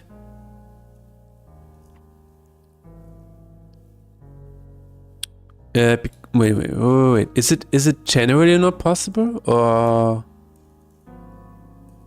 am I? Wait. It could just be that this is not in the. Okay. I have a theory. Maybe the button is not in the persistent buttons. Chapter, battle log, inventory button, player gold button. It is not here at all. It's not here at all. Well, in that case, it cannot work. It cannot work. Yeah. Let's try it again.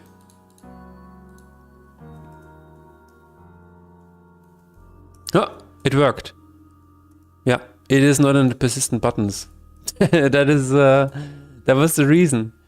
Now the problem is it doesn't really have a good hover state, because the hover state of the day overlaps with the pause icon.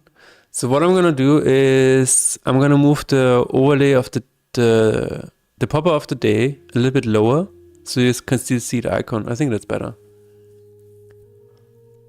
Just an observation. Yeah, I know, this was a bug. The button was missing from the thing. You know, sometimes the button is missing from the thing. And that is what I keep telling new people who want to make games. Your button shouldn't be missing from the thing. It's in the top 10 of game dev tips. I would hate my guts if I befriended oligarchs. There you go. Sorry to stray far here, but which one would you consider more most important? YouTube, Bandcamp, SoundCloud? Thank you very much, Rainer Bang, for the resub. I just know that I have a blue Lacuma. There you go. Which one would you consider more and most important? YouTube, Bandcamp, or SoundCloud? That is a good question. I think Bandcamp, then SoundCloud for ease of sharing, and then YouTube. So, but YouTube for me is automatically uploaded through CD Baby. But I would say you can upload your own videos of your own music in two ways. First of all, the single, like every song individually, right?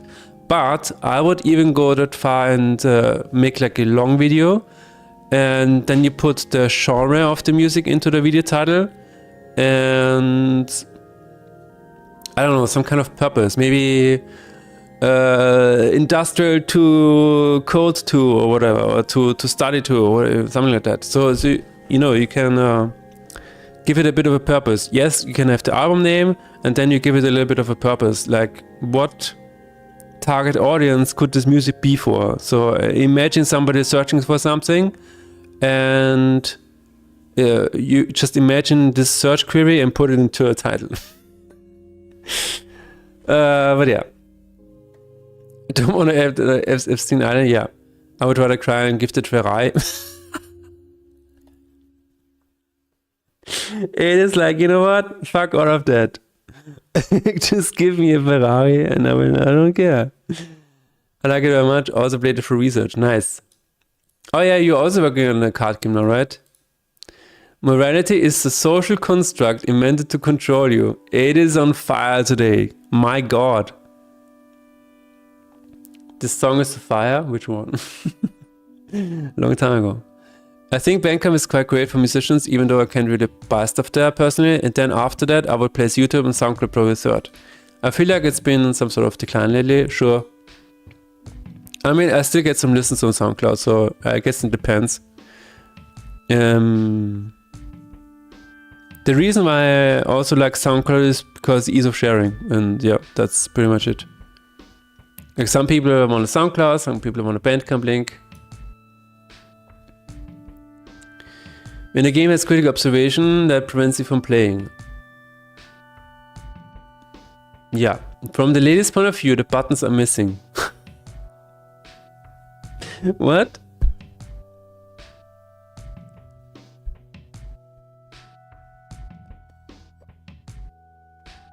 Exposure, YouTube, SoundCloud, they're grabbing straws. Even if I love the platform, it's kinda niche. Bandcamp, most ancient for the artist, in my best place to share music.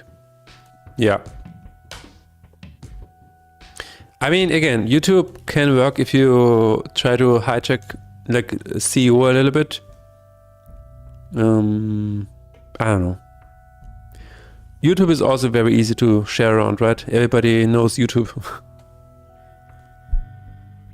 Do you have is your music on YouTube, sir? Yes, yes, here we go. So, the chapter button.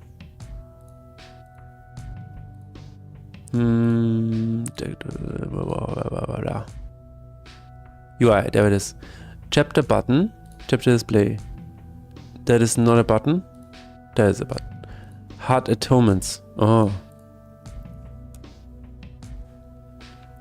Thanks for input. Thank you for asking.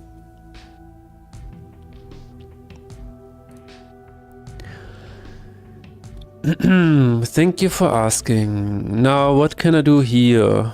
Case of this. I think I'm gonna move it a little bit down. Oh, wait. Yeah, this is where the position is coming from. So, total preferred height minus this. And we're also going to minus another 0.2f. Maybe 0.3. Maybe 0.3. I'm so happy today, guys, because the weather is cooler again. I'm so grateful. I'm just like, I was dying already in this heat, and it wasn't even June yet. But now we have 18 degrees, 17 degrees. Oh my god. And it's raining. It's so good. I guess I will take a look into Bandcamp soon. Sure. I mean, I personally just try to upload it everywhere I can. But maybe that's just me.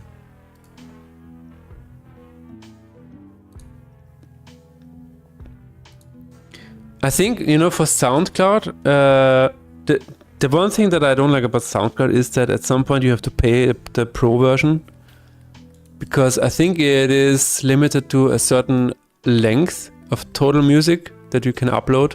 So if you have a lot of albums, then at some point it's like, oh, I want to upload my new album, but that means I have to delete my oldest album or something like that. And then it's like, oh yeah, but yeah, I would just pay. I guess, but the return on that investment is not good, so it's a little weird. It's cool today because a typhoon hit us. Gosh darn it! Gosh darn it! We cannot even enjoy the cool weather because it was the result of some climate shit. It needs to be a bit lower, but the direction is nice.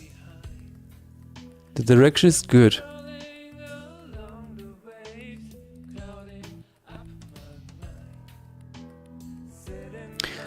Okay. The button is fixed. This was a really good find. Very important. Very urgent. I'm just rephrasing what you know, a client always keeps telling me. This is very urgent. I'm trying to remember what was the most urgent thing that turned out to not be urgent at all.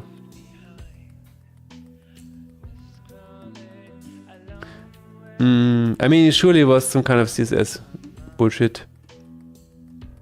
It's always CSS. It's always like, oh my god, the logo is too small, or the logo is 2 pixels too far to the bottom, and it hurts my conversion. The logo, oh my god. The logo is hurting our conversion rate.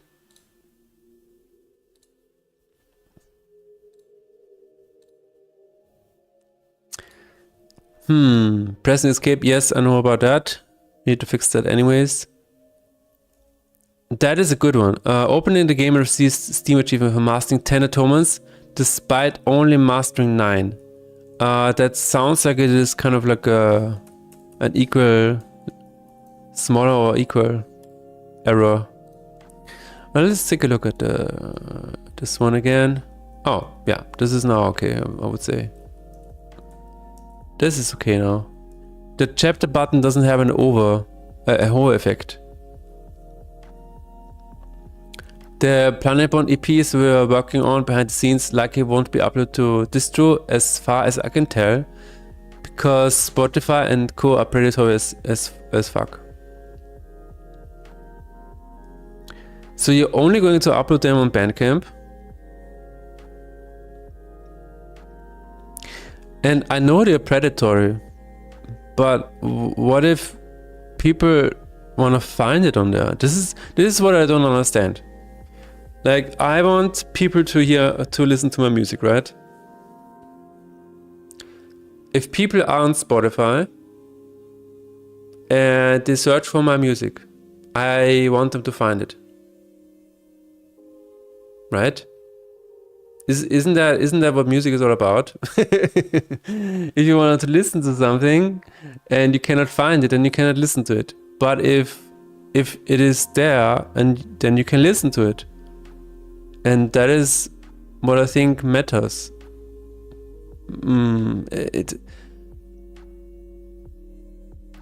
If the listener decides to listen on Spotify, then I maybe want to be there. I don't know. It is. I want to nurture a music ecosystem where the only place you can listen to music is on my website only, right? Imagine a cool creative institutional internet where everybody has a cool webpage with their stuff. Yeah. This was, I think, has been tried before. But imagine Steam not being a thing. Like, I know you can argue that Steam versus Spotify is not a fair comparison, but I mean, Steam is also at the end very predatory. It is a 30% cut on every sale you make, and that is a huge chunk. That is a huge chunk. So, but I still believe Steam is a good thing, because a lot of people have played my game because of Steam, which would have never happened without Steam. Never. Never. This is, if you think about it, back in Half-Quick days, when I just released the mod, right? My game was only available on my website, but I had the added side effect of it being tied to Half-Life. Now, Half-Life fans would seek out mods through magazines and gaming websites and whatever, and that is how I got my mod scene. But if it was not attached to Half-Life, there's no way anybody would have stumbled upon my game back then. And the same is true today. Like, if I sell my game on my website, the amount of ads you have to pay to target to your website, compared to just being part of Steam Next Fest, which is free, free exposure, is incredible. We are working on that. Imhotep and other AKs will still upload to stream, but Planetbond is a collective and we decided not to support them with this project, at least at the current point. Alright. I mean, Imhotep, to be fair, you, like, Spotify doesn't result in anything, right? So you're not losing anything in terms of money. They don't pay your online servers for that money.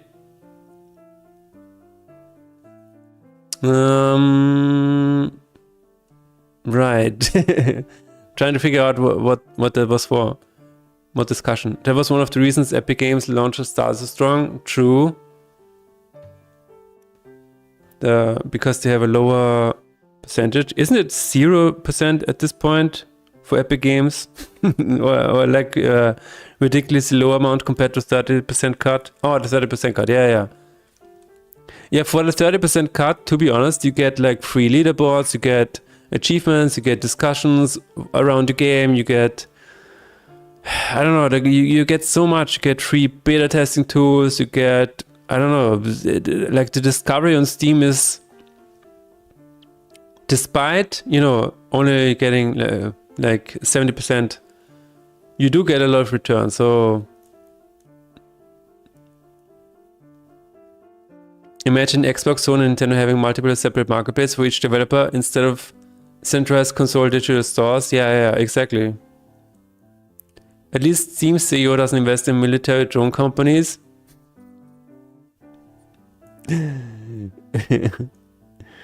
Gable here and raise it to 35%. I'm not too worried. I'm generally on the side of availability too, but I see where they come from with this, and I also feel like it makes sense. To some degree, artists have a responsibility as well. Tough one. Yeah. I agree. So myself putting music on Spotify is basically enabling Spotify. That is just true. Off the bat, alright, Fanny Slam, thank you very much for hanging around with us. And I'll see you next time. Bye-bye. Yeah, there's definitely an argument to be made where if I put something on Spotify or any of these other platforms, I am supporting them because my content is available there. But again, other people have, people are still using it, so it's a conundrum. I don't know. That is the remember good place, guys. Remember good place. There isn't really anything good anymore in this world. Anything is kind of rooted in some way or form, in something that you probably don't agree with and that you don't even know about. And that is, I don't know, like the world we live in, like systematically, is very complicated. And there are things that that you are enabling, but just sitting there with your internet and with your computer and mobile phone. So if you want to talk about responsibility, the discussion can go forever, is what I'm saying. I took all of my music off Spotify, but also after many years it was getting like 4 plays. Okay. There are most of the listeners. Yeah, exactly. They support AI competitions, so fuck them. True. But does that mean AI is winning because you're gone? So what is the... This is what I...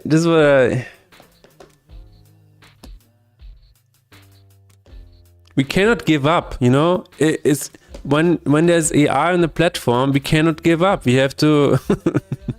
You cannot just say, "Oh my God, there's AI now. I need to go. Okay, goodbye." I don't know. They monopolized all the path to least resistance listeners, and it will stay that way unless people start boycotting that. But then again, you want to be heard. Tough one. It is very tough, yeah. It should be in some form more like Twitch. US listeners can pay more if you like support, but don't have to. Yeah, maybe. I mean, Twitch is also not perfect, right? Nothing is. Very, very. I mean, yeah, Spotify is in a bad place, but so here's what I'm saying. Like, imagine. I'm sure this is not entirely, morally. Well made, we have a Steam Deck now, great, but if you trace everything back, like where do you stop? Like what are you supporting by buying the Steam Deck? Like what in the world, in all of these chains of resources, are you supporting with that purchase? Like at some point you cannot boycott everything. You cannot boycott yourself away. I mean, you can try. I'm sad now we're going in on the crab with honey. That's the way to go, man.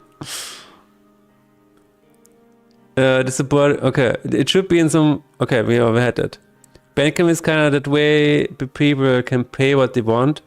They have fee-free Fridays, all that pro other stuff. True.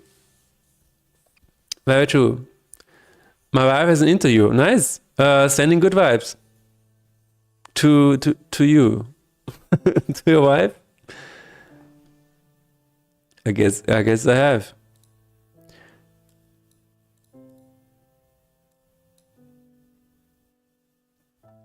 This is what sometimes grinds my gears a little bit. When people find something and then they take a really hard look at it and then they cancel it because they find something that is not perfect. And then it's like, oh my god, we have to boycott this. And in the meantime, there are a lot of other things that they are using, keep buying, that they have no fucking idea what is going on behind those scenes, and or maybe they know a little bit about it, but they still keep buying that $5 latte cafe every now and then and don't know where the coffee is coming from. The rabbit hole goes so deep that at the end of the day you're just paralyzed, and because you can look at all of the items around you and be like, oh my god, I'm surrounded by terrible things happening in the world. I cannot buy anything anymore. I cannot even exist anymore. And then it's like, well, do you have to move out? What are you gonna do? How do you? I don't know. I have Google Play grudgingly. See, that is, yeah. I don't know. It's very difficult.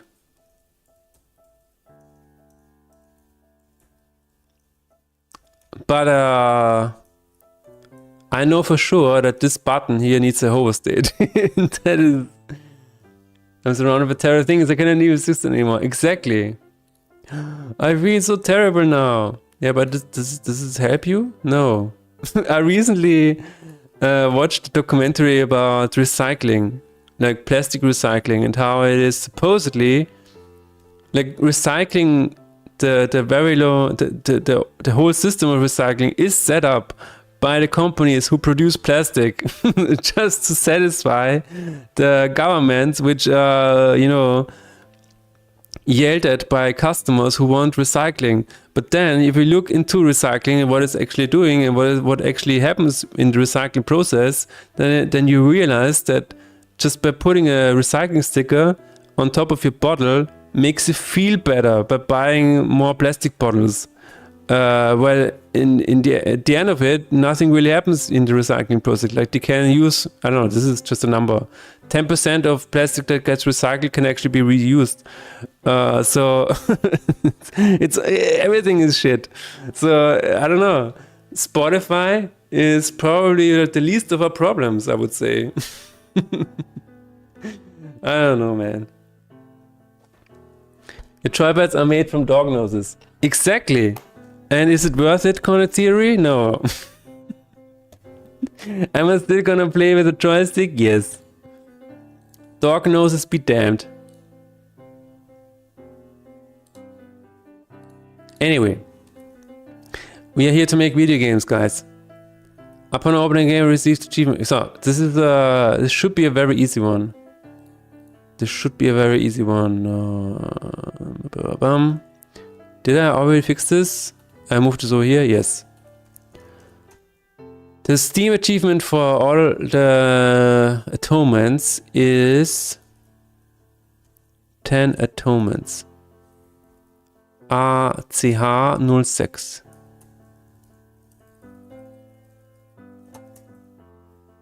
As I said, tough one, but I see how people stop using it for various reasons. Absolutely. It reminds me of the preacher and the time Cassidy claimed that skin cream made from young boys. No. Not using it as a listener because I never understood how one cannot dig for music for the collection. I also don't use Spotify. The reason, this is, yeah. I recently bought the album on Bandcamp because I was like, I cannot find the MP3s on my hard drive, so I will just buy it of you.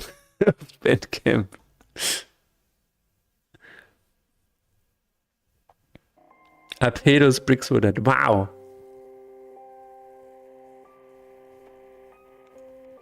So I'm going to talk, not to talk. I'm going to look for ACH C set achieved. What? What?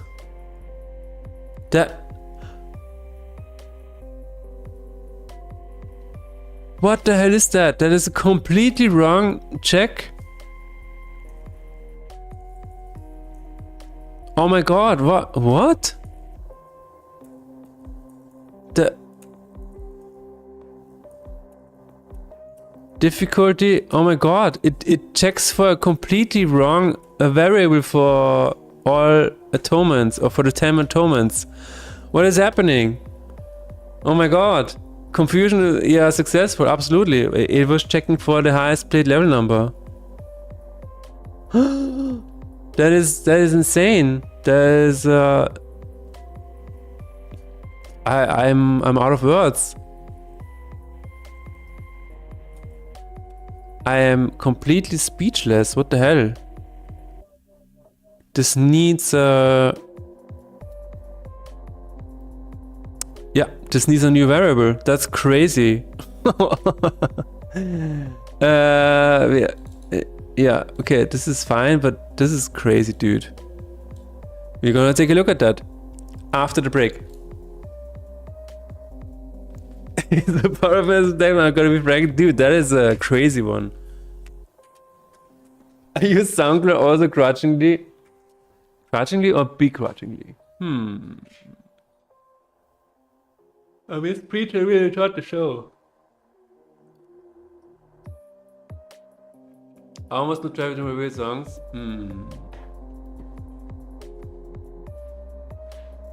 It sucks, man.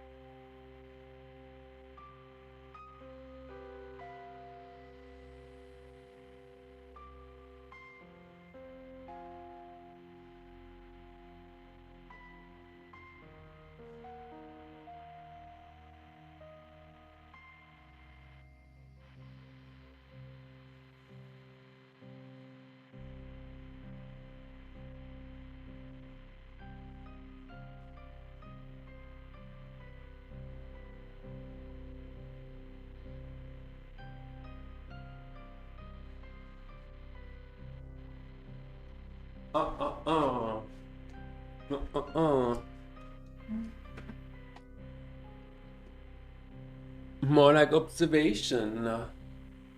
Observation, more like observation in this town. Everybody, observation. Observation.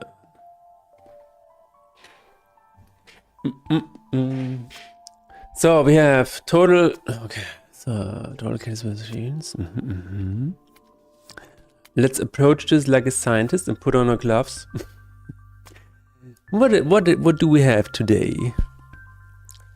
Where does it hurt? Doctor, my achievement. My achievement. Okay. It says total atonements mastered. So there should be a function for this somewhere. Mastering atonements. Okay. How does one master an atonement in this code? Let's figure it out.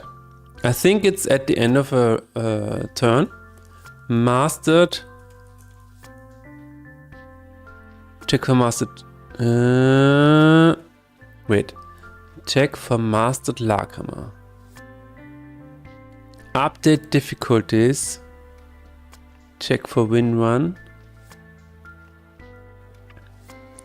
Is that it? There it is. Ah, see, found it. Save meters in the next frame. Total 1, total runs. Okay, where is this used? Because, I don't know, maybe there's a function already. Get just master difficulties. Wow. How do you, how can you tell? But anyway, that's not my problem right now. Total mastered atonements. There it is. There is a function for this. It's probably only used in the statistics though, right? Oh, and it's...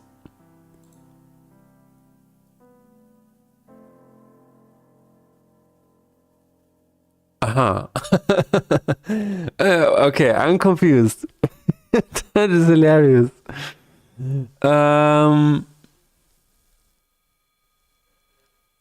What? Excuse me, what?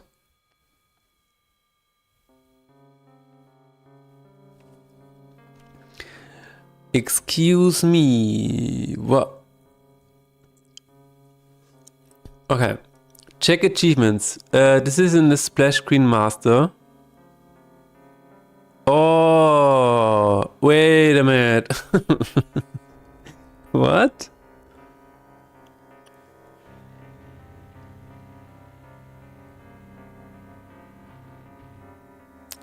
Okay, I have 2 splash screen masters. This is the real one. Wait, who is the real one?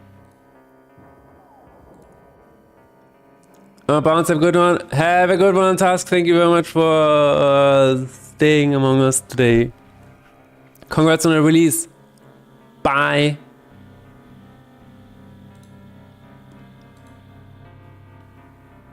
I'm gonna listen to it later. Really excited. Did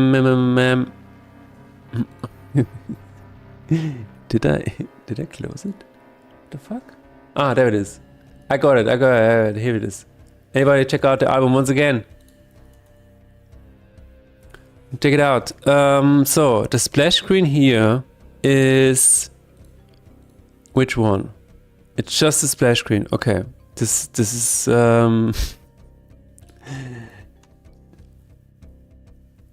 this is the old one. This doesn't matter. Good. We can close that. This is just for tournament and Cat and Betty. The new one has it here. Total master atonements is greater or equal to 10. Yeah. So this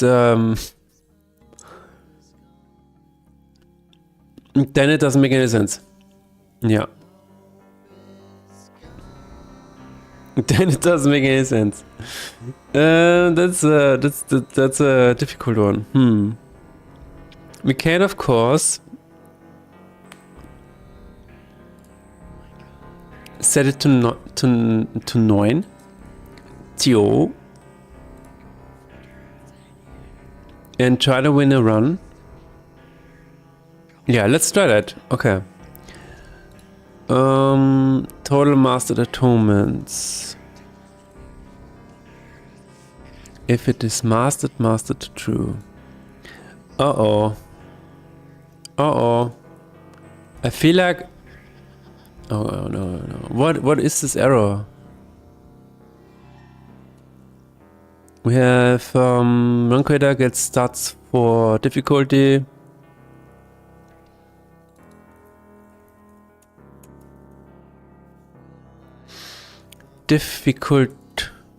Found difficulties, there it is. Master this false.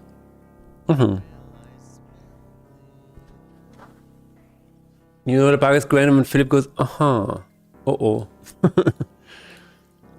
Okay, I'm gonna try, wait. The first one is probably a better use case. Yeah, because, found difficulties. Mastered. Exactly. That's good. I can try the following. I can try setting 9, 2, 3, 4, 5, 6, 7, 8, 10. I can set 10 to master, 9 to mastered. And forbidden numbers. Trigger game breaking observation. And then we will see if the achievement pops up. Collection. Chronicles.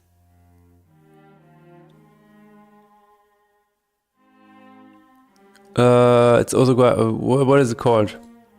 It is called Master 10. Well, I need my pain. There it is. I need my pain. There it is. Okay, Master 10 atonement. It is not appearing. It's not appearing. Oh no. So if I get the 10th one, it should be appearing.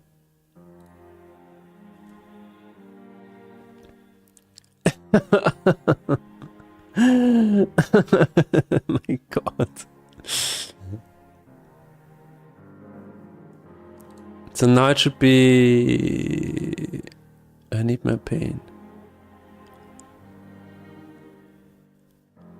Am I on the wrong profile? Oh, I'm on the wrong profile. Okay. Switching to the other one. Now I should have it. Yeah.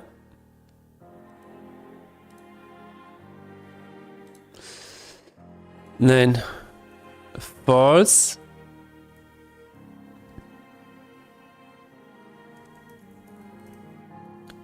Found chronic entries. I'm going to go to number 6. Number 6. Aha, okay. Let's try it again. We truly live in cursed timeline. That even... Oh yeah, Absolutely.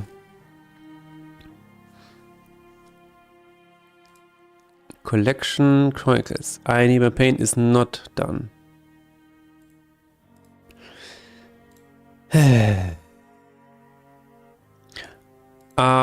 Wait a second. Wait a fucking second. Maybe set achievement achieved. Set achievement achieved. 6. Find achievement by ID. Maybe there's something wrong here. No, it says 6. No. I cannot find the error. I'm sorry to say, but I cannot find the bug right now. I'm gonna check the backend. Maybe there's something wrong there.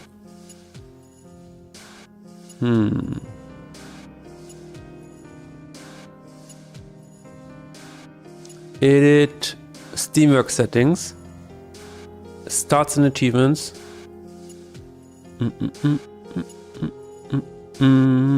It looks like it's set up correctly here. Well, that's bad.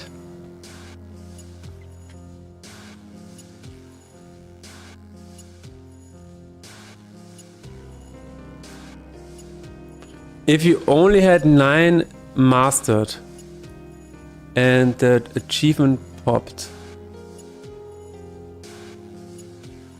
that usually means that the number is wrong, where it's like get total achievements.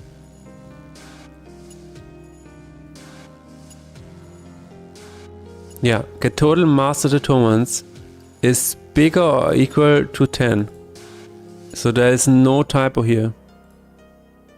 I can check if there's something wrong here. Get atonements list. Do you mind? Oh, wait a minute. I have.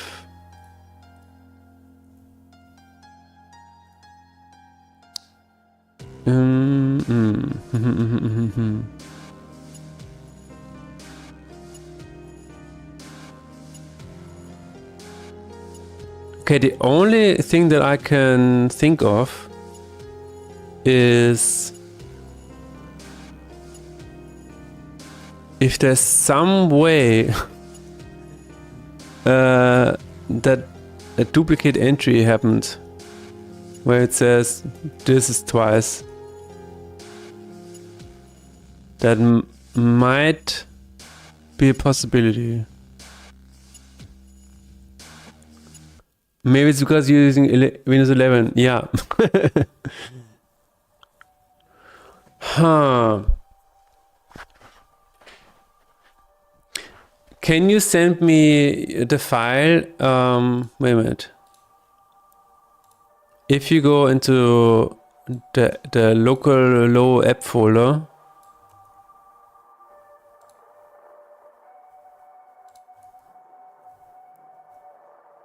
for example, this is mine. Can you go into this folder and then send me and then send me metastatistics.json, this one.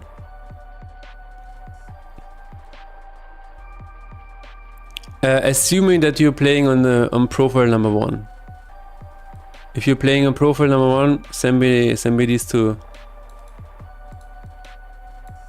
Metastatistics.json and metastatistics backup. Metastatistics. These ones. And metastatistics backup JSON. If you're playing on profile number 1. Because I want to investigate if there is a bug in terms of for some reason having duplicate entries here. And then the bug is somewhere else entirely. I have 1, 2, 3, 4, 5. There's no 6 or 7. Okay, cool, thank you. Let's check it out. Check it out. Download. Onto my desktop. Sploosh. Open up. FBI, open up. FBI, open up. I'm gonna format that. I don't know, this is nice, cool. Good side effect. Found difficulties. Okay, I'm gonna... Huh? Wait, no, this is not what I want. But let's see, circle 6 is only there once. Okay. Found chronicle, and this is what I want to look for. So, you should have number 6 here. Number 6 and number 7, right after after each other. That's really cool. Chronicle number 6 is only in the list once.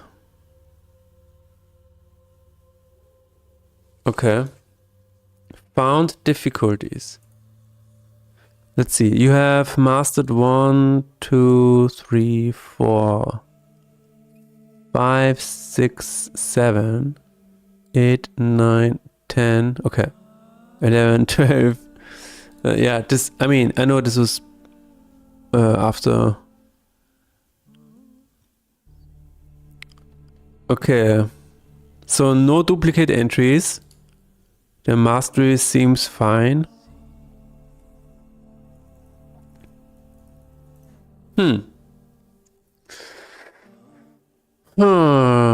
Yeah, that's a tough one. I don't know.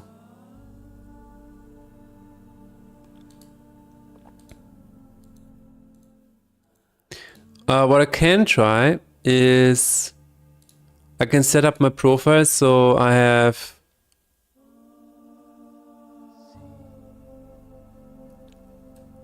can set up my profile so that I have 8 of them achieved, 8 of them unlocked, found difficulties. So I'm going to remove number 6, for example, or whatever. I'm going to remove one,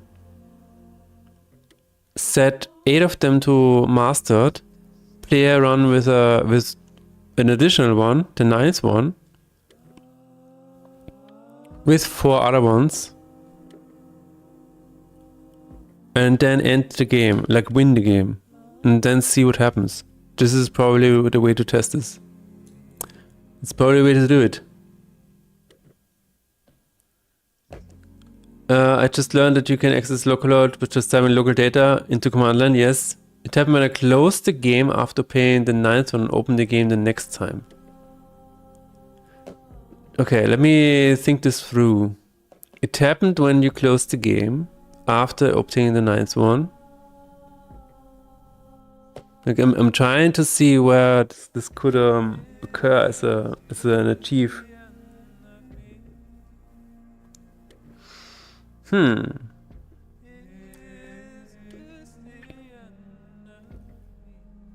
It is the end of me. Yeah, this is the only one. Wait, maybe it's not the only one. Okay. Let's look for that. No, it is the only one. It is the only way this is called. Is it though? Yeah, because splash screen master is not here. It's not here at all.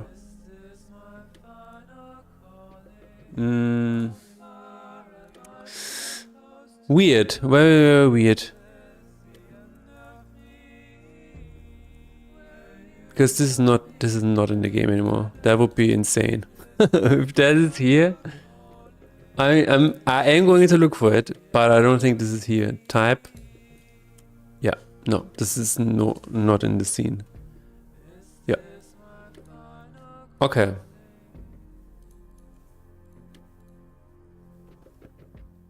I could probably just remove that file, but yeah. Total. So if this actually happened, maybe there's something that's set to achieved, like it sets it to mastered. Okay, let me.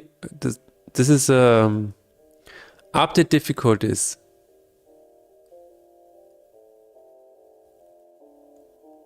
If card game manager gives the difficulties count is dead. Wait. Alle Verweise suchen. This is called in game over, yes. Also called in win run routine, so not at the start of the game. Very well. So where else is this exist? This is the first one. That doesn't. Okay, this definitely doesn't get called at the beginning of the game. And it's not set to mastered anywhere else. Oh my god. Well, again, the only way I'm gonna test this is I'm gonna do the exact same. Close the door, close the game, and then see if it happens. Crazy. That's crazy indeed.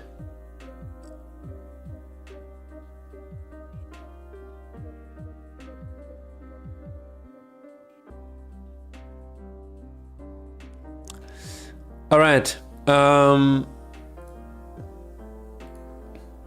Yeah, I will probably try to set this up. Like set up a proper save for this.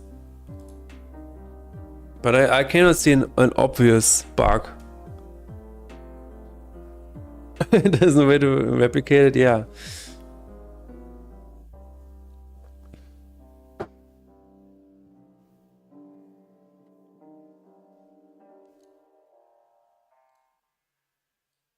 Trying to see. Okay, let me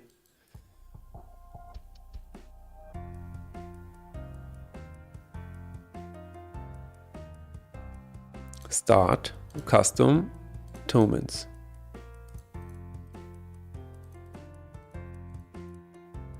Wait a minute. Wait just a minute. Because you have also sent me see what wait, you sent me a video of the mastered atonements persist in the fate, and this was this was the day before. Damn. But let me see. Let me see. This was the day before. So this one, which one are mastered here? You have 1, 2, 3, 4, 5 mastered, okay.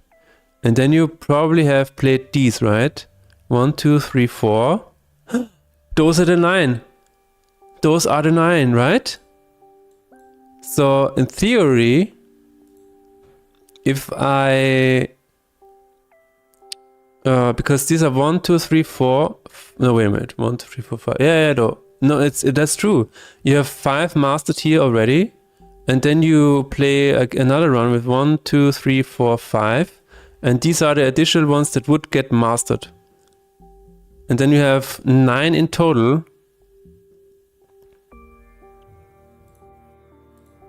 Then you have 9 mastered in total, and at the next day you said you got the achievement. So this might be a hint. This might actually be a hint.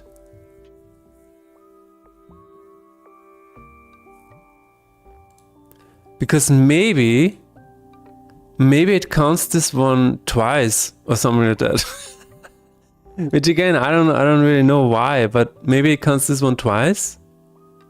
Because it is selected, and also, I don't know. You received a Steam achievement for mastering 10 performance, but despite only mastering 9. Yeah, this is because this was your last run. Why did I play Ramet's 4 tournaments? I mean, you said you played with. It says here you played with 5. You played the one in the center, which was already mastered, and then 4 additional ones, which were not mastered yet. So you have 1, 2, 3, 4, 5 mastered ones, and those would get mastered in when finishing this. So you have 9 mastered, and probably something happened that says, you know what, maybe you mastered 10. It's wrap up. Have a good day, everyone. Looking forward to the next time. Thank you very much, Imhotep, for hanging out with us. Always nice to see you. See you on Friday, maybe. I think this might be a hint, because maybe. But your JSON file looks alright, so I'm confused.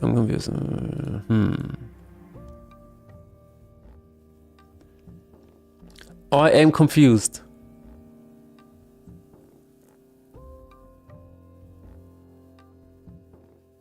Trying to think. Because this only happens in the end, right? Update difficulties, yeah. Total 1. And it says find or add difficulty by name. There's a very important distinction. Find difficulty by name, add difficulty. Only happens once. That's good. Difficulty list. That's only used 4 times. No, there's no error here. Okay.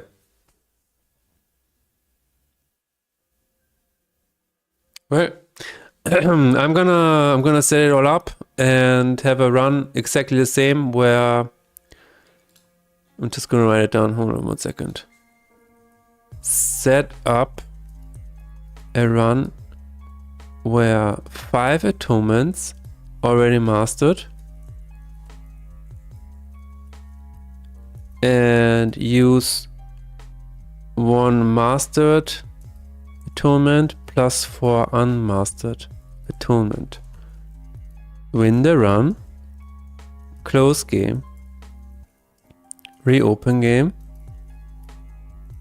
check achievement. That should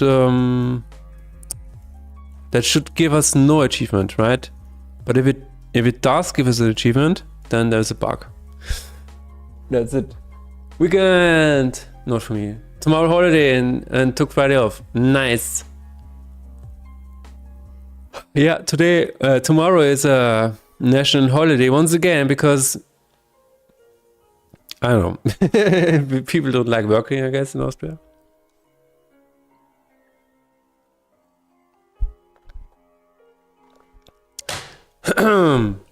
But yeah, that is it for me today, guys. I have to go.